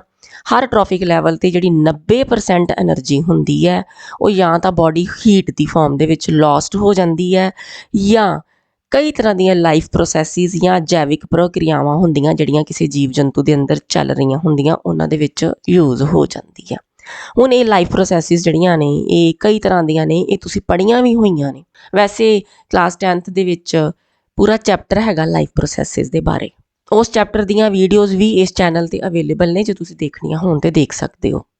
ਸੋ ਕੀ ਹੁੰਦਾ ਪਿਆ, ਇੱਕ ਟ੍ਰੋਫਿਕ ਲੈਵਲ ਤੋਂ ਦੂਜੇ ਟ੍ਰੋਫਿਕ ਲੈਵਲ 'ਚ 10% એનર્ਜੀ ਸਿਰਫ ਟ੍ਰਾਂਸਫਰ ਹੁੰਦੀ ਹੈ, 90% ਜਿਹੜੀ ਹੈ ਜਾਂ ਤਾਂ ਲੋਸਟ ਹੋ ਜਾਂਦੀ ਹੈ ਜਾਂ ਯੂਜ਼ ਹੋ ਜਾਂਦੀ ਹੈ ਇਨ ਦਾ ਲਾਈਫ ਪ੍ਰੋਸੈਸਿਸ। ਸੋ ਇਦਾਂ ਜਿਹੜਾ ਹੈਗਾ એનર્ਜੀ ਦਾ ਟ੍ਰਾਂਸਫਰ ਚੱਲੂਗਾ। ਸੋ ਕਿਸੇ ਵੀ ਈਕੋਸਿਸਟਮ ਦੇ ਵਿੱਚ ਜਾਂ ਪ੍ਰਸਥਿਤਿਕ ਪ੍ਰਬੰਧ ਦੇ ਵਿੱਚ ਊਰਜਾ ਦਾ ਪ੍ਰਵਾਹ ਕਿੱਦਾਂ ਹੁੰਦਾ ਵਾ, ਇੱਕ ਹੀ ਡਾਇਰੈਕਸ਼ਨ 'ਚ ਹੁੰਦਾ, ਯੂਨੀਡਾਇਰੈਕਸ਼ਨਲ ਹੁੰਦਾ। ਕਿੱਦਾਂ? Main source of energy the sunlight ਆ। ਸਨਲਾਈਟ ਤੋਂ ਇਹ એનર્ਜੀ ਜਾਂਦੀ ਆ ਪ੍ਰੋਡਿਊਸਰਸ 'ਚ ਜਿਹੜੇ ਕਿ ਭੋਜਨ ਬਣਾਉਣਗੇ, ਤੇ ਇਹਨਾਂ ਤੋਂ ਫਿਰ ਅੱਗੇ ਜਾਂਦੀ ਆ ਹਰਬੀਵੋਰਸ ਯਾਨੀ ਕਿ ਸ਼ਾਕਾਹਾਰੀ ਜੀਵ ਜੰਤੂਆਂ 'ਚ, ਉਹ ਤੋਂ ਫਿਰ ਮਾਸਾਹਾਰੀ 'ਚ ਯਾਨੀ ਕਿ ਕਾਰਨੀਵੋਰਸ ਐਨੀਮਲਸ 'ਚ, ਤੇ ਇਦਾਂ ਹੀ ਫਿਰ ਹੋਰ ਦੂਜੇ ਕਾਰਨੀਵੋਰਸ ਜਿੱਦਾਂ ਕਿ ਟੌਪ ਕਾਰਨੀਵੋਰਸ ਜਾਂ ਫਿਰ ਆਪਾਂ ਸ਼ਿਖਰ ਮਾਸਾਹਾਰੀ ਜਾਨਵਰ ਵੀ ਕਹਿ ਸਕਦੇ ਹਾਂ ਉਹਨਾਂ 'ਚ ਜਾਂਦੀ ਆ। એનર્ਜੀ ਜਿਹੜੀ ਆ ਉਹ ਹਮੇਸ਼ਾ ਥੱਲੜੇ ਟ੍ਰੋਫਿਕ ਲੈਵਲ ਤੋਂ ਅਗਲੇ ਟ੍ਰੋਫਿਕ ਲੈਵਲ 'ਚ ਜਾਊਗੀ, ਵਾਪਸ ਨਹੀਂ ਆ ਸਕਦੀ। ਠੀਕ ਹੈ ਨਾ। ਸੋ ਸਨਲਾਈਟ ਤੋਂ ਜਿਹੜੀ એનર્ਜੀ ਆਈ ਹੈ producers to herbivores to carnivores to top carnivores from first trophic level to second to third to fourth, यानी कि ਇਹਦੀ ਡਾਇਰੈਕਸ਼ਨ ਸਿਰਫ ਆਹੀ ਰਹੂਗੀ, ਯੂਨੀ ਡਾਇਰੈਕਸ਼ਨਲ ਰਹੂਗੀ, એનર્ਜੀ ਵਾਪਸ ਨਹੀਂ ਆਉਂਦੀ। ਸੋ ਊਰਜਾ ਦਾ ਪ੍ਰਵਾਹ ਜਿਹੜਾ ਹੁੰਦਾ ਉਹ ਇੱਕ ਹੀ ਦਿਸ਼ਾ 'ਚ ਹੁੰਦਾ।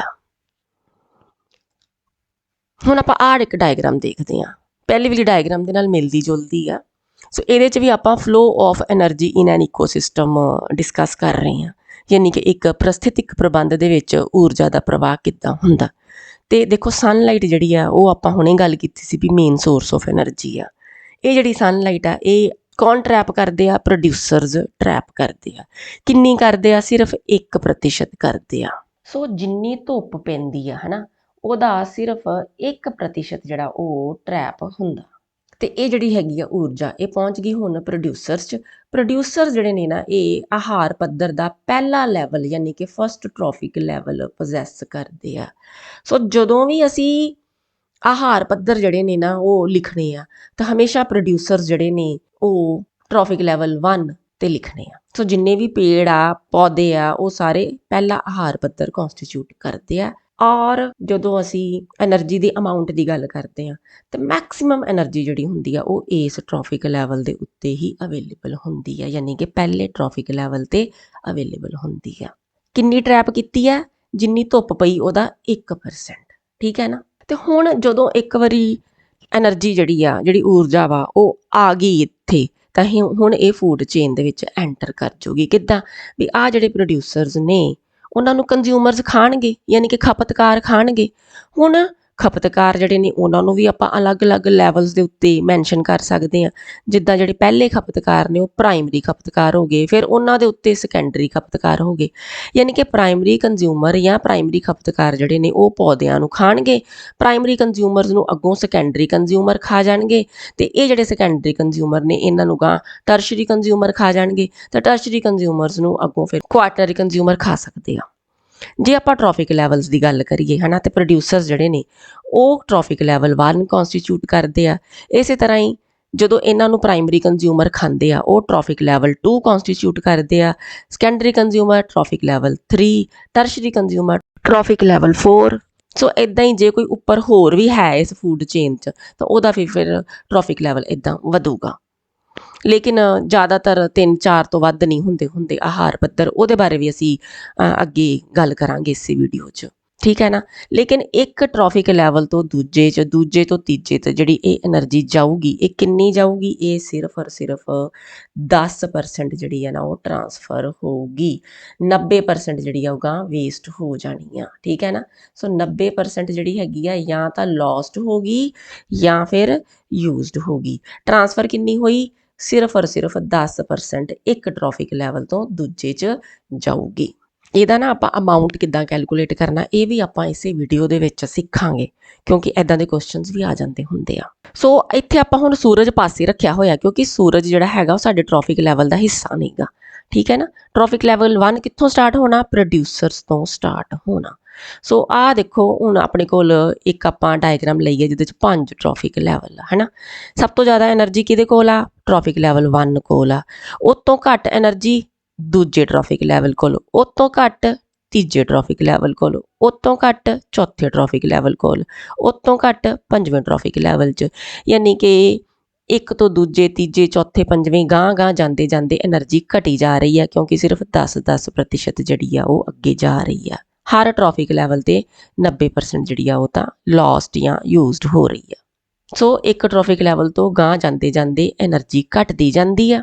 ਜੇ ਹੁਣ ਤੁਸੀਂ ਆ ਜਿਹੜੇ ਟ੍ਰੋਫਿਕ ਲੈਵਲਸ ਨੇ ਇਹਨਾਂ ਨੂੰ ਇੱਦਾਂ ਡਰਾਅ ਕਰੋ, ਹੈ ਨਾ, ਠੀਕ ਹੈ। ਯਾਨੀ ਕਿ ਆ ਜਿੱਦਾਂ ਟ੍ਰੋਫਿਕ ਲੈਵਲ 5th ਆ, ਇਹ ਤੋਂ ਐ ਨੂੰ ਕਰਕੇ ਇੱਕ ਲਾਈਨ ਮਾਰ ਦਿਓ, ਠੀਕ ਹੈ। ਇੱਦਾਂ ਕਰਕੇ ਐ ਨੂੰ ਲਾਈਨ ਮਾਰ ਦਿਓ। ਦੂਜੇ ਪਾਸੇ ਤੁਸੀਂ ਇਹਨੂੰ ਐ ਨੂੰ ਵੀ ਇੱਕ ਲਾਈਨ ਮਾਰ ਦਿਓ, ਠੀਕ ਹੈ। ਜੇ ਤੁਸੀਂ ਇੱਧਰ ਵੀ ਇੱਕ ਲਾਈਨ ਮਾਰੋ, ਇੱਧਰ ਵੀ ਇੱਕ ਲਾਈਨ ਮਾਰੋ, ਹੈ ਨਾ, ਤੇ ਆਪਣੇ ਕੋਲ ਇੱਕ ਪਿਰਾਮਿਡ ਟਾਈਪ ਦੀ ਸਟਰਕਚਰ ਜਿਹੜੀ ਆ ਨਾ ਉਹ ਬਣ ਜਾਂਦੀ। ਆ ਕੀ ਨੇ? ਆ ਨੇ ਇਕੋਲੋਜੀਕਲ ਪਿਰਾਮਿਡ। ਇਹਨਾਂ ਨੂੰ ਅਸੀਂ ਇਕੋਲੋਜੀਕਲ ਪਿਰਾਮਿਡ ਕਹਿੰਦੇ ਆ, ਕਿਉਂਕਿ ਪਿਰਾਮਿਡ ਵਰਗੀ ਸਟਰਕਚਰ ਜਿਹੜੀ ਹੈ ਨਾ ਬਣਦੀ ਹੈ ਨਾ 3 ਡਾਇਮੈਂਸ਼ਨਲ ਅਗਰ ਫਾਰਮ 'ਚ ਤੁਸੀਂ ਇਮੈਜਿਨ ਕਰੋ ਤਾਂ। ਪਿਰਾਮਿਡ ਜਿਹੜਾ ਹੈਗਾ ਉਹਦੇ ਵਿੱਚ ਬੇਸ ਦੇ ਉੱਤੇ ਹਮੇਸ਼ਾ ਪ੍ਰੋਡਿਊਸਰਸ ਆਉਣਗੇ ਤੇ ਟ੍ਰੋਫਿਕ ਲੈਵਲ 1 ਕਨਸਟੀਟਿਊਟ ਕਰਨਗੇ ਤੇ ਪ੍ਰੋਡਿਊਸਰਸ ਕੋਲ ਹਮੇਸ਼ਾ ਸਭ ਤੋਂ ਜ਼ਿਆਦਾ એનર્ਜੀ ਹੋਊਗੀ। ਯਾਨੀ ਕਿ ਟ੍ਰੋਫਿਕ ਲੈਵਲ 1 ਤੇ ਮੈਕਸਿਮਮ એનર્ਜੀ ਆ। ਟ੍ਰੋਫਿਕ ਲੈਵਲ 2 ਤੇ ਕੀ ਆ ਰਹੇ ਆ? ਖਪਤਕਾਰ ਆ ਰਹੇ। ਕਿਹੜੇ? Primary consumer. ਫਿਰ ਉਸ ਤੋਂ ਅੱਗੇ ਸੈਕੰਡਰੀ ਕੰਜ਼ਿਊਮਰ, ਫਿਰ ਉਸ ਤੋਂ ਅੱਗੇ ਟਰਸ਼ਰੀ ਕੰਜ਼ਿਊਮਰ, ਠੀਕ ਹੈ ਨਾ। ਜਾਂ ਤਾਂ ਇੱਦਾਂ ਲਿਖ ਲਓ, ਜਾਂ ਫਿਰ ਟ੍ਰੋਫਿਕ ਲੈਵਲ 1 ਹੈ, traffic level 2, traffic level 3, traffic level 4, ਇੱਦਾਂ ਲਿਖ ਲਓ, ਇੱਦਾਂ ਵੀ ਲਿਖ ਸਕਦੇ ਹੋ। ਜਾਂ ਪ੍ਰੋਡਿਊਸਰ ਤੋਂ ਬਾਅਦ ਹਰਬੀਵੋਰਸ, ਹਰਬੀਵੋਰਸ ਤੋਂ ਬਾਅਦ ਕਾਰਨੀਵੋਰਸ, ਕਾਰਨੀਵੋਰਸ ਤੋਂ ਬਾਅਦ ਟੌਪ ਕਾਰਨੀਵੋਰਸ, ਵੀ ਤੁਸੀਂ ਕਿਸੇ ਤਰੀਕੇ ਨਾਲ ਲਿਖ ਲਓ, ਠੀਕ ਹੈ ਨਾ। ਉਹ ਕੋਈ ਫਰਕ ਨਹੀਂ ਪੈਂਦਾ, ਪਰ ਇੱਕ ਹੀ ਪੈਟਰਨ ਦੇ ਵਿੱਚ ਆਪਾਂ ਲਿਖਣਾ। ਜੇ ਅਸੀਂ ਕੰਜ਼ਿਊਮਰ ਲਿਖਦੇ ਪਏ ਹਾਂ ਤਾਂ ਫਿਰ ਆਪਾਂ ਪ੍ਰਾਇਮਰੀ, ਸੈਕੰਡਰੀ, ਟਰਸ਼ਰੀ ਇੱਦਾਂ ਲਿਖਾਂਗੇ। ਜੇ ਅਸੀਂ ਟ੍ਰੋਫਿਕ ਲੈਵਲ ਲਿਖਦੇ ਪਏ ਹਾਂ ਤਾਂ ਫਿਰ ਟ੍ਰੋਫਿਕ ਲੈਵਲ 1, 2, 3, 4 ਇੱਦਾਂ ਲਿਖਾਂਗੇ, ਠੀਕ ਹੈ ਨਾ। So that is up to you. ਲੇਕਿਨ એનર્ਜੀ ਮੈਕਸਿਮਮ ਜਿਹੜੀ ਆ ਉਹ ਟ੍ਰੋਫਿਕ ਲੈਵਲ 1 ਦੇ ਉੱਤੇ ਅਵੇਲੇਬਲ ਹੁੰਦੀ ਆ। ਇਹ ਹੋ ਗਏ ਇਕੋਲੋਜੀਕਲ ਪਿਰਾਮਿਡ। ਕਈ ਵਾਰੀ ਨਾ ਐਗਜ਼ਾਮਸ ਦੇ ਵਿੱਚ ਤੁਹਾਨੂੰ ਇੱਦਾਂ ਦੇ ਵੀ ਕੁਐਸਚਨਸ ਆ ਸਕਦੇ ਆ, ਜਿੱਦਾਂ ਕਿ ਇਹਨਾਂ ਨੇ ਪੁੱਛਿਆ in the given ecological pyramid what does X and Z stand for. So ਆ ਸਾਨੂੰ ਇੱਕ ਪਿਰਾਮਿਡ ਗਿਵਨ ਆ, ਇੱਥੇ ਲਿਖਿਆ X, ਇੱਥੇ ਲਿਖਿਆ ਪ੍ਰਾਇਮਰੀ ਕੰਜ਼ਿਊਮਰ, ਇੱਥੇ ਲਿਖਿਆ Z। ਤੇ ਆਪਾਂ ਦੱਸਣਾ ਵਾ ਵੀ X ਜਿਹੜਾ ਵਾ ਇਹ ਕਿਹਦੇ ਲਈ ਸਟੈਂਡ ਕਰਦਾ ਤੇ Z ਕਿਹਦੇ ਲਈ ਸਟੈਂਡ ਕਰਦਾ, ਤੇ ਇੱਕ ਸਾਨੂੰ ਟਰਮ ਦੇ ਦਿੱਤੀ ਉਹਨਾਂ ਨੇ ਪ੍ਰਾਇਮਰੀ ਕੰਜ਼ਿਊਮਰ। ਸੋ ਹੁਣ ਇਸ ਪਿਰਾਮਿਡ ਦੇ ਵਿੱਚ 3 ਸਟੈਪਸ ਨੇ, ਯਾਨੀ ਕਿ 3 ਸਟੈਪ ਜਾਂ 3 ਟ੍ਰੋਫਿਕ ਲੈਵਲ ਵਾਲਾ ਇਹ ਪਿਰਾਮਿਡ ਆ। ਸੋ ਇੱਦਾਂ ਦਾ ਆਪਾਂ ਇੱਕ ਪਿਰਾਮਿਡ ਦੇਖਦੇ ਹਾਂ ਤੇ ਫਿਰ ਆਪਾਂ ਇਹਦਾ ਆਨਸਰ ਦਿੰਦੇ ਹਾਂ ਵੀ X ਤੇ Z ਨੂੰ ਆਪਾਂ ਕੀ ਨਾਮ ਦੇਵਾਂਗੇ। ਆ ਦੇਖੋ, ਆ ਸਾਡੇ ਕੋਲ ਇੱਕ 3 ਸਟੈਪ ਪਿਰਾਮਿਡ ਆ। ਹੁਣ ਟ੍ਰੋਫਿਕ ਲੈਵਲ 1, 2 ਤੇ 3 ਇੱਦਾਂ ਵੀ ਆ ਸਕਦਾ ਇਹਦੇ 'ਚ, ਹੈ ਨਾ। ਲੇਕਿਨ ਸਾਨੂੰ ਉਹਨਾਂ ਨੇ ਕੀ ਦਿੱਤਾ ਹੋਇਆ? ਸੈਕਿੰਡ ਦੇ ਉੱਤੇ ਪ੍ਰਾਇਮਰੀ ਕੰਜ਼ਿਊਮਰ ਦਿੱਤਾ ਹੋਇਆ, ਠੀਕ ਹੈ ਨਾ। ਆ ਗਿਵਨ ਆ। ਸੋ ਦੇਖੋ ਜਿਹੜਾ ਫਸਟ ਟ੍ਰੋਫਿਕ ਲੈਵਲ ਆ ਉਹਦੇ ਤੇ ਪ੍ਰੋਡਿਊਸਰਸ ਹੀ ਆਉਣੇ ਆ। ਸੋ X ਕਾਹਦੇ ਲਈ ਸਟੈਂਡ ਕਰੂਗਾ? ਪ੍ਰੋਡਿਊਸਰਸ ਲਈ ਸਟੈਂਡ ਕਰੂਗਾ। ਪ੍ਰਾਇਮਰੀ ਕੰਜ਼ਿਊਮਰ ਸਾਨੂੰ ਗਿਵਨ ਹੈ ਤੇ ਪ੍ਰਾਇਮਰੀ ਕੰਜ਼ਿਊਮਰ ਨੂੰ ਕੌਣ ਖਾਂਦਾ? ਸੈਕੰਡਰੀ ਕੰਜ਼ਿਊਮਰ ਖਾਂਦੇ ਆ। ਇਹ ਸਾਡੇ ਆਨਸਰਸ ਨੇ। ਆਪਾਂ ਹੁਣ ਦੁਬਾਰਾ ਜਾਂਦੇ ਹਾਂ ਪਿਛਲੀ ਵਾਲੀ ਡਾਇਗਰਾਮ ਤੇ ਆਨਸਰ ਲਿਖਦੇ ਹਾਂ। ਸੋ ਦੇਖੋ ਜੀ, ਹੁਣ ਇਹਦੇ 'ਚ X ਕੀ ਹੋ ਗਿਆ? ਪ੍ਰੋਡਿਊਸਰ, ਤੇ Z ਕੀ ਹੋ ਗਏ? Secondary consumer. ਸੋ ਸਾਡਾ ਆਨਸਰ ਕੀ ਹੋ ਜਾਊਗਾ? X stands for producers and Z stands for secondary consumers, क्योंकि प्राइमरी कंज्यूमर नू सैकेंडरी कंज्यूमर खांदे आ, ठीक है ना, खपतकार। सो आ साडा आंसर हो गया। हुण अगे चलते हैं भी होर किदां दे क्वेश्चनस आउंदे इहदे चों। देखो हुण इदां दा भी आपां नूं क्वेश्चन जिहड़ा ना एग्जाम्स च आ सकदा। In the following food chain, grasshopper provides 400 joules energy to frog. How much energy will be available to grasshopper and snake? So given ਕੀ ਆ ਵੀ ਜਿਹੜਾ ਹੈਗਾ frog ਉਹਨੂੰ ਕਿੰਨੀ એનર્ਜੀ ਮਿਲਦੀ ਪਈ 400 joules ਦੀ એનર્ਜੀ ਮਿਲਦੀ ਪਈ ਤੇ ਆ ਫੂਡ ਚੇਨ ਸਾਨੂੰ ਗਿਵਨ ਆ। ਸੋ ਇੱਕ 4 ਸਟੈਪ ਫੂਡ ਚੇਨ ਸਾਨੂੰ ਇੱਥੇ ਗਿਵਨ ਆ। ਫਸਟ ਟ੍ਰੋਫਿਕ ਲੈਵਲ ਦੇ ਉੱਤੇ ਗ੍ਰਾਸ ਆ, ਦੂਜੇ ਟ੍ਰੋਫਿਕ ਲੈਵਲ ਤੇ ਗ੍ਰਾਸ ਹੋਪਰ, ਦੈਨ थर्ड ते फ्रॉग ते फिर फोर्थ ते स्नेक। ते गिवन ये आ भी फ्रॉग नूं 400 जाउल्स की एनर्जी मिलती पई आ। तो पहला आपां गिवन लिख लैंदे आ। सो 400 जाउल्स की एनर्जी फ्रॉग कोल अवेलेबल आ। ते अपना 10% लॉ की कहंदा बई आ जे 400 जाउल्स फ्रॉग कोल अवेलेबल ने तां इहदे तो अगला ट्रॉफिक लैवल जिहड़ा उहदे ते सिर्फ इहदा 10% ही पहुंचूगा। सो 400 ਦਾ 10% किन्ना हुंदा 40 जाउल्स। ਇਹਦਾ ਮਤਲਬ ਸਨੇਕ ਕੋਲ 40 ਜਾਊਲਸ ਪਹੁੰਚੂ। ਤੇ ਹੁਣ ਆਪਾਂ ਇਹ ਦੇਖਣਾ ਵੀ ਗ੍ਰਾਸ ਹੋਪਰ ਜਿਹੜਾ ਇਹਦੇ ਕੋਲ ਕਿੰਨੀ એનર્ਜੀ ਅਵੇਲੇਬਲ ਹੋਊਗੀ। ਦੇਖੋ ਇਹਨੇ ਜਿੰਨੀ એનર્ਜੀ ਇਹਦੇ ਕੋਲ ਅਵੇਲੇਬਲ ਆ ਉਹਦਾ 10% ਫਰੋਗ ਨੂੰ ਦਿੱਤਾ ਤੇ ਇਹ 10% ਕਿੰਨਾ ਵਾ 400 ਜਾਊਲਸ ਆ। ਇਹਦਾ ਮਤਲਬ ਵੀ ਜਿਹੜਾ ਹੈਗਾ ਗ੍ਰਾਸ ਹੋਪਰ ਇਹਦੇ ਕੋਲ ਫਿਰ 4000 ਜਾਊਲਸ ਦੀ એનર્ਜੀ ਅਵੇਲੇਬਲ ਹੋਊਗੀ ਤੇ ਫਿਰ ਜਿਹੜਾ ਗ੍ਰਾਸ ਹੈ ਇਹਦੇ ਕੋਲ 40,000 ਜਾਊਲਸ ਦੀ એનર્ਜੀ ਅਵੇਲੇਬਲ ਹੋਊਗੀ। तो इन्ने इस एनर्जी का 10% ग्रास होपर नूं देता, ग्रास होपर ने इस एनर्जी का 10% फ्रॉग नूं देता ते फ्रॉग ने इस एनर्जी का 10% गां स्नेक नूं देता। सो इदां एक फूड चेन दे विच 10% एनर्जी जिहड़ी आ 10% लॉ दे अकॉर्डिंगली एक ट्रॉफिक लैवल तो दूजे ट्रॉफिक लैवल च ट्रांसफर हुंदी है। ते इदां दियां जिहड़ियां प्रॉब्लम्स ने जां क्वेश्चनस ने वो तुहानूं एग्जाम्स च आ सकदे आ। एक एग्जाम्पल होर इहदी कर लैंदे आ सानूं एक इक्वैटिक फूड चेन दित्ती है। किहड़ी फूड चेन है फाइटोप्लैंकटन्स फस्ट ट्रॉफिक लैवल ते फिर जू प्लैंकटन्स फिर स्मॉल फिश ते फिर लार्ज फिश। ठीक है, क्वेश्चन की पुछया कहंदे in the given 4 step aquatic food chain large fish avails 5 joules energy give available energy at each trophic level. So given ये हैगा भी लार्ज फिश कोल 5 जाउल्स की एनर्जी अवेलेबल है। हुण आपे सोचो भी फिर स्मॉल फिश कोल किन्नी होगी 50 जाउल्स की होगी तां ही इहदा अगों 10% लार्ज फिश कोल 5 जाउल्स गया ते फिर जू प्लैंकटन्स जिहड़े ने उहदे कोल तां फिर 500 जाउल्स की एनर्जी अवेलेबल होगी ते फिर फाइटोप्लैंकटन्स कोल तां इहदा मतलब 5000 जाउल्स की एनर्जी अवेलेबल होगी। So trophic level first trophic level second trophic level third ते ट्रॉफिक लैवल फोर्थ हर ट्रॉफिक लैवल च 10% एनर्जी गां जा रही आ। ईजी दे क्वेश्चंस ने एवें बच्चे इहो ਜਿਹੇ क्वेश्चंस देख के घबरा जाते हैं। एक बारी तुहानूं कंसैप्ट क्लीयर हो गया फिर बहुत ईजी लगते होंगे ये क्वेश्चंस। अच्छा इदां दे भी क्वेश्चंस आ सकते भी जिद्दां तुहानूं पुछया होवे why food chains generally consist of 3 और 4 स्टैप्स ओनली। ठीक है ना, भी ज़्यादातर 3-4 स्टैप्स ही क्यों होंगे किसी फूड चेन च, या is it possible that the food chains have more than 6 steps give reason.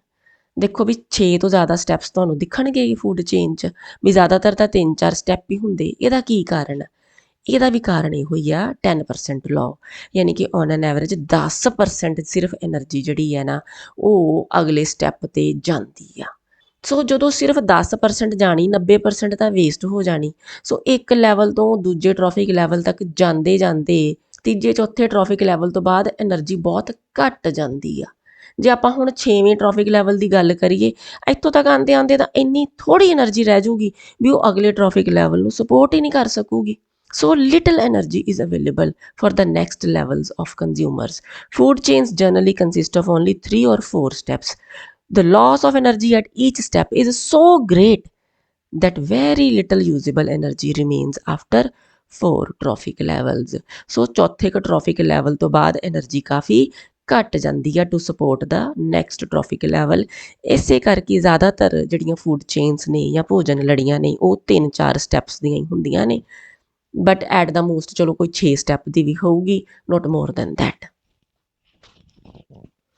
हुण आपां गल करते हैं भोजन जाल ਜਾਂ ਫੂਡ ਵੈਬ। ਹੁੰਦਾ ਕੀ ਆ ਵੀ ਕੁਦਰਤ ਦੇ ਵਿੱਚ ਇੱਕ ਆਰਗੇਨਿਜ਼ਮ ਜਿਹੜਾ ਉਹਨੂੰ ਇੱਕ ਤੋਂ ਜ਼ਿਆਦਾ ਤਰ੍ਹਾਂ ਦੇ ਆਰਗੇਨਿਜ਼ਮਸ ਜਿਹੜੇ ਨੇ ਨਾ ਉਹ ਖਾ ਸਕਦੇ ਆ।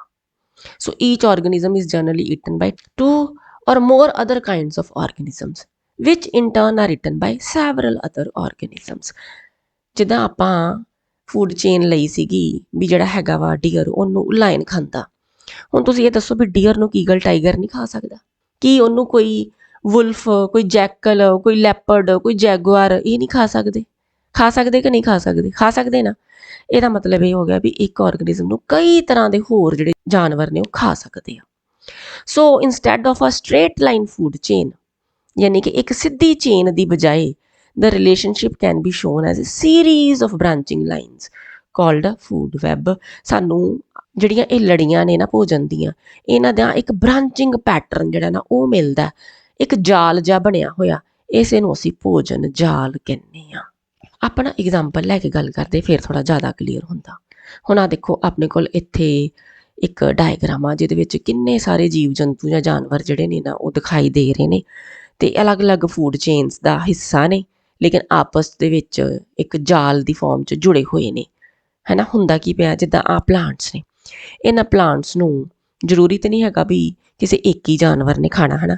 ਇਹਨਾਂ ਨੂੰ ਆਹ ਰੈਟ ਖਾ ਰਿਹਾ, ਇਹਨਾਂ ਨੂੰ ਆਹ ਰੈਬਿਟ ਖਾ ਰਿਹਾ, ਇਹਨਾਂ ਨੂੰ ਜਿੱਦਾਂ ਕੋਈ ਹੋਰ ਜਾਨਵਰ ਆ ਡੋਂਕੀ ਜਿਹਾ ਲੱਗ ਰਿਹਾ ਇਹ ਖਾ ਰਿਹਾ, ਜਾਂ ਇਹਨੂੰ ਕੋਈ ਗਾਵਾਂ ਮੱਝਾਂ ਖਾ ਸਕਦੀਆਂ, ਘੋੜੇ ਖਾ ਸਕਦੇ, ਹੈ ਨਾ। ਸੋ ਕਿੰਨੇ ਹੀ ਸ਼ਾਕਾਹਾਰੀ ਜੀਵ ਜੰਤੂ ਨੇ, ਹਾਥੀ ਨੇ, ਹੈ ਨਾ, ਉਹ ਪੇੜ ਪੌਦਿਆਂ ਨੂੰ ਖਾਣਗੇ। ਹੁਣ ਜਿੱਦਾਂ ਆਪਾਂ ਚੂਹੇ ਦੀ ਗੱਲ ਕਰਦੇ ਹਾਂ ਨਾ, ਸੋ ਇੰਨੇ ਪਲਾਂਟਸ ਖਾ ਲਏ। ਹੁਣ ਇਹ ਜਿਹੜਾ ਕਹਿੰਦੇ ਜੀ ਬਿੱਲੀ ਜਿਹੜੀ ਉਹ ਚੂਹੇ ਖਾਂਦੀ ਆ, ਲੇਕਿਨ ਜ਼ਰੂਰੀ ਤਾਂ ਨਹੀਂ ਵੀ ਇਹਨੂੰ ਚੂਹੇ ਨੂੰ ਬਿੱਲੀ ਨਹੀਂ ਖਾਣਾ। ਹੋ ਸਕਦਾ ਵੀ ਇਹ ਜਿਹੜਾ ਚੂਹਾ ਵਾ ਇਹਨੂੰ ਕੋਈ ਕੁੱਤਾ ਖਾ ਲਵੇ, ਇਹਨੂੰ ਕੋਈ ਲੀਮਰ ਖਾ ਲਵੇ, ਇਹਨੂੰ ਕੋਈ ਸੱਪ ਖਾ ਲਵੇ, ਇਹਨੂੰ ਕੋਈ ਆਊਲ ਖਾ ਲਵੇ, ਯਾਨੀ ਕਿ ਉੱਲੂ ਖਾ ਲਵੇ, ਕੋਈ ਇਹਨੂੰ ਜੈਕਲ ਖਾ ਲਵੇ। ਮਤਲਬ ਇਹਨੂੰ ਹੋਰ ਵੀ ਤਾਂ ਕਈ ਤਰ੍ਹਾਂ ਦੇ ਜਿਹੜੇ ਨੇ ਜਾਨਵਰ ਉਹ ਖਾ ਸਕਦੇ, ਜ਼ਰੂਰੀ ਬਿੱਲੀ ਨਹੀਂ ਖਾਊਗੀ, ਕਈ ਜਣੇ ਖਾ ਸਕਦੇ ਇਹਨੂੰ। ਇਸੇ ਤਰ੍ਹਾਂ ਹੀ ਜਿੱਦਾਂ ਹੁਣ ਕਿ ਆਪਾਂ ਇੱਕ ਪੌਂਡ ਦੀ ਆਪਾਂ ਲਈ ਸੀਗੀ ਫੂਡ ਚੇਨ ਵੀ ਪਲਾਂਟਸ ਦੇ ਉੱਤੇ ਕੋਈ ਡੱਡੂ ਜਿਹੜਾ ਹੈਗਾ ਹੈ ਨਾ ਉਹ ਫੀਡ ਕਰਦਾ ਪਿਆ, ਅਤੇ ਇਹ ਜਿਹੜਾ ਡੱਡੂ ਹੈਗਾ ਇਹਨੂੰ ਸੱਪ ਖਾ ਰਿਹਾ। ਖਾ ਸਕਦਾ ਜੀ, ਕੋਈ ਗੱਲ ਨਹੀਂ, ਲੇਕਿਨ ਇਸੇ ਡੱਡੂ ਨੂੰ ਕੋਈ ਹੌਕ ਵੀ ਤਾਂ ਖਾ ਸਕਦਾ, ਇਸੇ ਡੱਡੂ ਨੂੰ ਕੋਈ ਫਿਸ਼ ਈਟਿੰਗ ਬਰਡ ਆ ਉਹ ਵੀ ਤਾਂ ਖਾ ਸਕਦਾ। ਇਸੇ ਤਰ੍ਹਾਂ ਹੀ ਦੇਖੋ ਆਪਾਂ ਪਿਛਲੀ ਫੂਡ ਚੇਨ 'ਚ ਜਿਹੜੀ ਐਗਜ਼ਾਮਪਲ ਲਈ ਸੀ ਵੀ ਜਿਹੜਾ ਸ਼ੇਰ ਆ ਉਹ ਹਿਰਨ ਨੂੰ ਖਾਂਦਾ ਪਿਆ। ਹੁਣ ਕੀ ਸ਼ੇਰ ਨੇ ਸਿਰਫ ਹਿਰਨ ਹੀ ਖਾਣਾ? ਵੀ ਦੇਖੋ ਜੇ ਉਹਨੂੰ ਹਿਰਨ ਮਿਲ ਗਿਆ ਉਹਨੇ ਹਿਰਨ ਖਾ ਲੈਣਾ, ਜੇ ਉਹਨੂੰ ਕੋਈ ਕੈਟਲ ਮਿਲ ਗਈ, ਕੋਈ ਗਾਂ, ਕੋਈ ਮੱਝ, ਕੋਈ ਘੋੜਾ, ਕੋਈ ਗਧਾ, ਕੋਈ ਰੈਬਿਟ, ਕੋਈ ਹੋਰ ਵੀ ਜੀਅ ਮਿਲ ਜੂ ਉਹਨੇ ਉਹ ਵੀ ਖਾ ਲੈਣਾ। ਸੋ ਇੱਦਾਂ ਨਾ ਕੁਦਰਤ ਦੇ ਵਿੱਚ ਇੱਕ ਜਾਨਵਰ ਨੂੰ ਕਈ ਤਰ੍ਹਾਂ ਦੇ ਹੋਰ ਜਾਨਵਰ ਜਿਹੜੇ ਨੇ ਉਹ ਖਾਂਦੇ ਨੇ, ਅਤੇ ਉਹ ਜਿਹੜਾ ਇੱਕ ਜਾਲ ਜਿਹਾ ਬਣਦਾ ਉਹਨੂੰ ਅਸੀਂ ਕਹਿੰਦੇ ਹਾਂ ਫੂਡ ਵੈਬ, ਯਾਨੀ ਕਿ ਭੋਜਨ ਜਾਲ। ਅਤੇ ਇਹਦੇ ਵਿੱਚ ਕਈ ਫੂਡ ਚੇਨਸ ਜਿਹੜੀਆਂ ਨੇ ਨਾ ਉਹ ਚੱਲਦੀਆਂ ਨੇ। ਔਰ ਇੱਕ ਹੋਰ ਗੱਲ ਆ, ਦੇਖੋ ਜਦੋਂ ਅਸੀਂ ਇੱਕ ਪਰਟੀਕੂਲਰ ਫੂਡ ਚੇਨ ਦੀ ਗੱਲ ਕਰਦੇ ਹਾਂ ਅਤੇ ਉਹਦੇ ਵਿੱਚ ਜਿੰਨੇ ਵੀ ਜਾਨਵਰ ਹੋਣਗੇ ਨਾ ਇੱਕ ਪਰਟੀਕੂਲਰ ਟ੍ਰੋਫਿਕ ਲੈਵਲ ਯਾਨੀ ਕਿ ਆਹਾਰ ਪੱਧਰ ਪੋਜੈਸ ਕਰਦੇ ਆ, ਲੇਕਿਨ ਜਦੋਂ ਅਸੀਂ ਫੂਡ ਵੈਬ ਦੀ ਗੱਲ ਕਰਦੇ ਹਾਂ ਅਤੇ ਕਿਸੇ ਵੀ ਜਾਨਵਰ ਦਾ ਕੋਈ ਇੱਕ ਪੱਕਾ ਆਹਾਰ ਪੱਧਰ ਜਾਂ ਪੱਕਾ ਟ੍ਰੋਫਿਕ ਲੈਵਲ ਨਹੀਂ ਹੁੰਦਾ।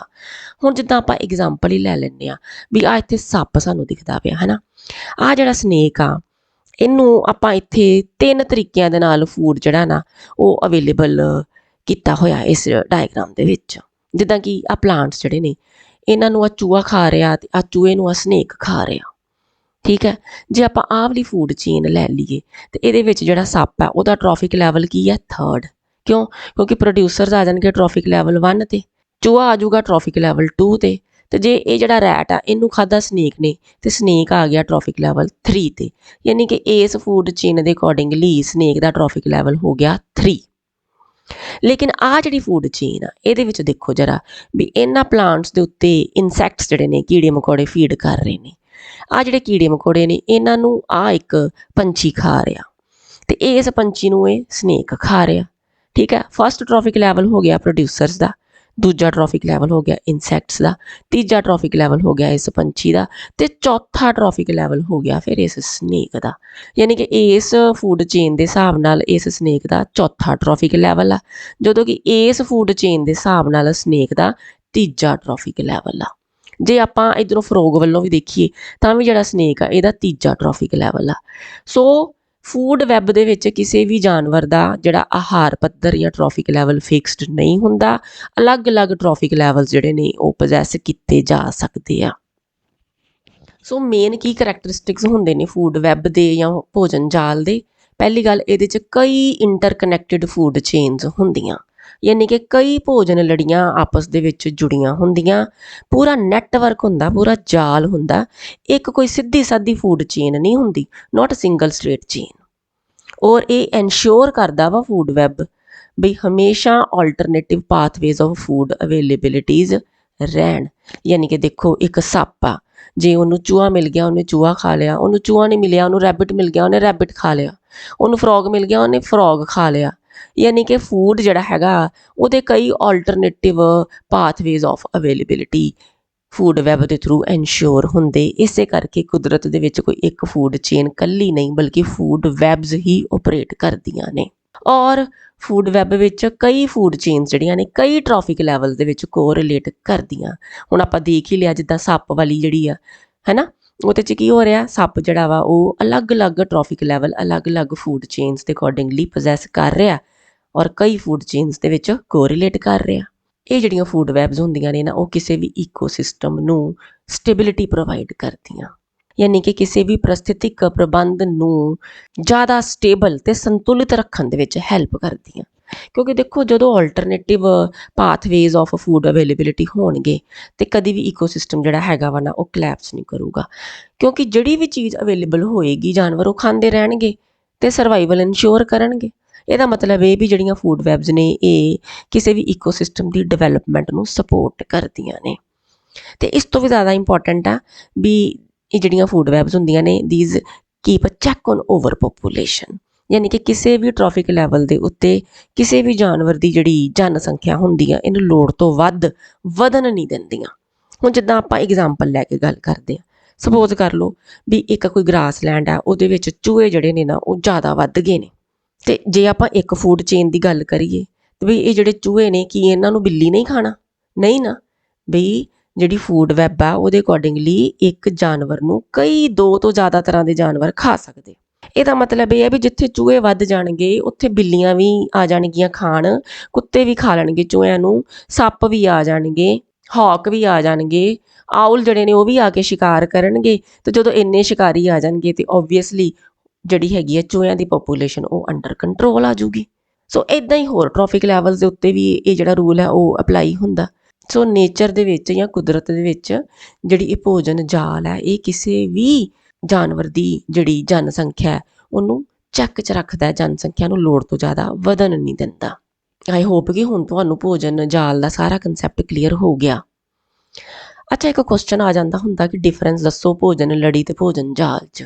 ਸੋ ਭੋਜਨ ਲੜੀ 'ਚ ਕੀ ਆ, ਇੱਕ ਸਿੰਗਲ ਚੇਨ ਹੈ ਜਿਹੜਾ ਦੱਸਦਾ ਹੈ ਕਿ ਹੂ ਈਟਸ ਹੂਮ, ਕੌਣ ਕਿਹਨੂੰ ਖਾ ਰਿਹਾ, ਠੀਕ ਹੈ। ਜਦੋਂ ਕਿ ਫੂਡ ਵੈਬ 'ਚ ਕੀ ਹੁੰਦਾ, ਕਈ ਫੂਡ ਚੇਨਸ ਇੱਕ ਦੂਜੇ ਨਾਲ ਕੋਰਿਲੇਟ ਕਰਦੀਆਂ ਨੇ, ਜੁੜਦੀਆਂ ਨੇ। ਫੂਡ ਚੇਨ ਦੇ ਵਿੱਚ ਕੀ ਹੁੰਦਾ ਵੀ ਇੱਕ ਆਰਗੇਨਿਜ਼ਮ ਇੱਕ ਹੀ ਫਿਕਸਡ ਟ੍ਰੋਫਿਕ ਲੈਵਲ ਪੋਜੈਸ ਕਰਦਾ, ਜਦੋਂ ਕਿ ਫੂਡ ਵੈਬ ਵਿੱਚ ਕੀ ਹੁੰਦਾ ਬਈ ਇੱਕ ਆਰਗੇਨਿਜ਼ਮ ਦਾ ਡਿਫਰੈਂਟ ਟ੍ਰੋਫਿਕ ਲੈਵਲ ਹੋ ਸਕਦਾ ਹੈ ਅਲੱਗ-ਅਲੱਗ ਫੂਡ ਚੇਨਸ ਦੇ ਵਿੱਚ, ਜਿੱਦਾਂ ਆਪਾਂ ਹੁਣੇ ਸਨੇਕ ਦੀ ਐਗਜ਼ਾਮਪਲ ਲਈ ਸੀ। ਸੋ ਇਹ ਇੱਕ ਇੰਪੋਰਟੈਂਟ ਕੁਐਸਚਨ ਆ, ਧਿਆਨ ਨਾਲ ਯਾਦ ਕਰ ਲਿਓ। ਅੱਛਾ, ਇੱਕ ਹੋਰ ਕੁਐਸਚਨ ਵੀ ਐਗਜ਼ਾਮ 'ਚ ਆਉਂਦਾ ਹੁੰਦਾ ਜੇ ਕਿ ਪ੍ਰੋਡਿਊਸਰਸ ਅਤੇ ਕੰਜ਼ਿਊਮਰਸ ਦੇ ਵਿੱਚ ਕੀ ਫ਼ਰਕ ਆ, ਠੀਕ ਹੈ ਨਾ। ਪ੍ਰੋਡਿਊਸਰਸ ਕੌਣ ਨੇ? ਜਿਹੜੇ ਆਪਣਾ ਖਾਣਾ ਆਪ ਬਣਾਉਂਦੇ ਆ, ਅਤੇ ਖਪਤਕਾਰ ਜਾਂ ਕੰਜ਼ਿਊਮਰ ਕਿਹੜੇ ਨੇ? ਜਿਹੜੇ ਕਿ ਆਪਣਾ ਖਾਣਾ ਆਪ ਨਹੀਂ ਬਣਾ ਸਕਦੇ। ਪ੍ਰੋਡਿਊਸਰਸ ਸੋਲਰ ਐਨਰਜੀ ਨੂੰ ਟਰੈਪ ਕਰਦੇ ਆ ਅਤੇ ਇਹਨੂੰ ਕੈਮੀਕਲ ਐਨਰਜੀ 'ਚ ਕਨਵਰਟ ਕਰਦੇ ਆ, ਜਦੋਂ ਕਿ ਜਿਹੜੇ ਕੰਜ਼ਿਊਮਰ ਨੇ ਜਾਂ ਖਪਤਕਾਰ ਨੇ ਉਹ ਤਾਂ ਸੋਲਰ ਐਨਰਜੀ ਨੂੰ ਟਰੈਪ ਕਰ ਹੀ ਨਹੀਂ ਸਕਦੇ। ਸੋ ਇਹਨਾਂ ਨੂੰ ਤਾਂ ਕੈਮੀਕਲ ਐਨਰਜੀ ਬਾਹਰੋਂ ਲੈਣੀ ਪੈਂਦੀ ਆ, ਜਿੱਦਾਂ ਅਸੀਂ ਲੈਂਦੇ ਹਾਂ ਖਾਣਾ ਬਾਹਰੋਂ ਖਾਂਦੇ ਹਾਂ ਨਾ। ਪ੍ਰੋਡਿਊਸਰਸ ਦੇ ਵਿੱਚ ਕੋਈ ਫੋਟੋਸਿੰਥੈਟਿਕ ਪਿਗਮੈਂਟਸ ਹੁੰਦੀਆਂ ਨੇ ਜਿੱਦਾਂ ਕਲੋਰੋਫਿਲ ਵਗੈਰਾ, ਜਿਹੜੀਆਂ ਕਿ ਸੋਲਰ ਐਨਰਜੀ ਨੂੰ ਟਰੈਪ ਕਰਨ 'ਚ ਹੈਲਪ ਕਰਦੀਆਂ, ਅਤੇ ਕੰਜ਼ਿਊਮਰਸ ਦੇ ਅੰਦਰ ਇਹੋ ਜਿਹੀਆਂ ਕੋਈ ਪਿਗਮੈਂਟਸ ਨਹੀਂ ਹੁੰਦੀਆਂ ਜਿਹੜੀਆਂ ਕਿ ਐਨਰਜੀ ਟਰੈਪ ਕਰ ਸਕਣ। ਪ੍ਰੋਡਿਊਸਰਸ ਜਿਹੜੇ ਨੇ ਉਹ ਬਾਹਰੋਂ ਕੀ ਲੈਂਦੇ, ਇਨਆਰਗੈਨਿਕ ਰॉ ਮਟੀਰੀਅਲਸ ਲੈਂਦੇ ਆ, ਜਿਹਦੇ ਨਾਲ ਕਿ ਉਹ ਪ੍ਰਕਾਸ਼ ਸੰਸਲੇਸ਼ਨ ਜਾਂ ਫੋਟੋਸਿੰਥਸਿਸ ਕਰਕੇ ਤੇ ਖਾਣਾ ਬਣਾ ਲੈਣ। ਜਦੋਂ ਕਿ ਖਪਤਕਾਰ ਜਿਹੜੇ ਨੇ ਉਹਨਾਂ ਨੂੰ ਆਰਗੈਨਿਕ ਇਨਆਰਗੈਨਿਕ ਦੋਵਾਂ ਤਰ੍ਹਾਂ ਦੇ ਨਿਊਟਰੀਐਂਟਸ ਬਾਹਰੋਂ ਹੀ ਲੈਣੇ ਪੈਂਦੇ ਨੇ, ਆਪ ਤੇ ਕੁਛ ਬਣਾ ਹੀ ਨਹੀਂ ਸਕਦੇ। ਅਤੇ ਯੂਜ਼ਲੀ ਪ੍ਰੋਡਿਊਸਰਸ ਜਿਹੜੇ ਨੇ ਆਕਸੀਜਨ ਰਿਲੀਜ਼ ਕਰਦੇ ਆ, ਜਦੋਂ ਕਿ ਕੰਜ਼ਿਊਮਰ ਯੂਜ਼ਲੀ ਜਿਹੜੇ ਨੇ ਕਾਰਬਨ ਡਾਈਆਕਸਾਈਡ ਰਿਲੀਜ਼ ਕਰਦੇ ਆ। ਪ੍ਰੋਡਿਊਸਰਸ ਜਿਹੜੇ ਨੇ ਉਹ ਕਿਸੇ ਵੀ ਫੂਡ ਚੇਨ ਦੇ ਵਿੱਚ ਫਸਟ ਟ੍ਰੋਫਿਕ ਲੈਵਲ ਪੋਜੈਸ ਕਰਨਗੇ। ਸੋ ਟ੍ਰੋਫਿਕ ਲੈਵਲ 1 ਜਾਂ ਪਹਿਲਾ ਆਹਾਰ ਪੱਧਰ ਹਮੇਸ਼ਾ ਪ੍ਰੋਡਿਊਸਰਸ ਆਕੂਪਾਈ ਕਰਨਗੇ। ਜਦੋਂ ਕਿ ਕੰਜ਼ਿਊਮਰ ਜਿਹੜੇ ਨੇ ਉਹ ਦੂਜਾ ਤੀਜਾ ਚੌਥਾ ਹਰ ਇੱਕ ਦੇ ਉੱਤੇ ਹਰ ਟ੍ਰੋਫਿਕ ਲੈਵਲ ਉੱਤੇ ਕੰਜ਼ਿਊਮਰ ਹੀ ਆਉਂਦੇ ਪਏ ਨੇ। ਸੋ ਕੋਈ ਵੀ ਪੋਜੈਸ ਕਰ ਸਕਦੇ ਪਰ ਪਹਿਲੇ ਤੇ ਨਹੀਂ ਆ ਸਕਦੇ। ਕੰਜ਼ਿਊਮਰ ਕਦੀ ਵੀ ਫਸਟ ਟ੍ਰੋਫਿਕ ਲੈਵਲ ਨਹੀਂ ਪੋਜੈਸ ਕਰ ਸਕਦੇ। ਸੋ ਪਲਾਂਟਸ ਹੋ ਗਏ, ਕੁਝ ਬਲੂ ਗ੍ਰੀਨ ਐਲਗੀ ਹੋ ਗਈ, ਇਹ ਪ੍ਰੋਡਿਊਸਰਸ ਹੁੰਦੀਆਂ ਨੇ ਤੇ ਐਨੀਮਲ ਫੰਜਾਈ ਕਾਫੀ ਸਾਰੇ ਪ੍ਰੋਟਿਸਟ ਇਹ ਕੰਜ਼ਿਊਮਰਸ ਜਾਂ ਖਪਤਕਾਰਾਂ ਦੀਆਂ ਐਗਜ਼ਾਮਪਲਸ ਹੁੰਦੇ ਨੇ। ਸੋ ਇਹ ਵੀ ਇੰਪੋਰਟੈਂਟ ਕੁਐਸਚਨ ਆ, ਸਕਰੀਨਸ਼ਾਟ ਲੈ ਲਿਓ ਤੇ ਇਹਨੂੰ ਵੀ ਲਿਖ ਕੇ ਵੇਖ ਲਿਓ ਇੱਕ ਵਾਰੀ। ਸੋ ਮੇਰੇ ਖਿਆਲ 'ਚ ਅੱਜ ਜਿਹੜਾ ਹੈਗਾ second part of this chapter ਸਾਡਾ ਵਾਤਾਵਰਣ, ਉਹਦੇ ਲਈ ਇੰਨਾ ਹੀ ਬਹੁਤ ਆ। ਤੇ ਜਿਹੜੀ ਇਹਦੀ ਹੁਣ ਥਰਡ ਵੀਡੀਓ ਹੈਗੀ ਇਸ ਚੈਪਟਰ ਦੀ, ਉਹਦੇ ਵਿੱਚ ਅਸੀਂ ਬਾਇਓਲੋਜੀਕਲ ਮੈਗਨੀਫਿਕੇਸ਼ਨ ਕਰਾਂਗੇ ਤੇ ਗਾਂਹ ਚੱਲਾਂਗੇ। ਬੇਟਾ ਜੇ ਤੁਹਾਨੂੰ ਇਹ ਵੀਡੀਓ ਯੂਜ਼ਫੁਲ ਲੱਗੀ ਹੋਵੇ ਤਾਂ ਆਪਣੇ ਫਰੈਂਡਸ ਨਾਲ ਜ਼ਰੂਰ ਸ਼ੇਅਰ ਕਰਿਓ ਤੇ ਸਬਸਕ੍ਰਾਈਬ ਵੀ ਕਰਿਓ, ਠੀਕ ਹੈ। ਸੋ ਮਿਲਦੇ ਹਾਂ ਅਗਲੀ ਵੀਡੀਓ 'ਚ ਅਗਲੇ ਟੌਪਿਕ ਦੇ ਨਾਲ। Thank you so much for watching.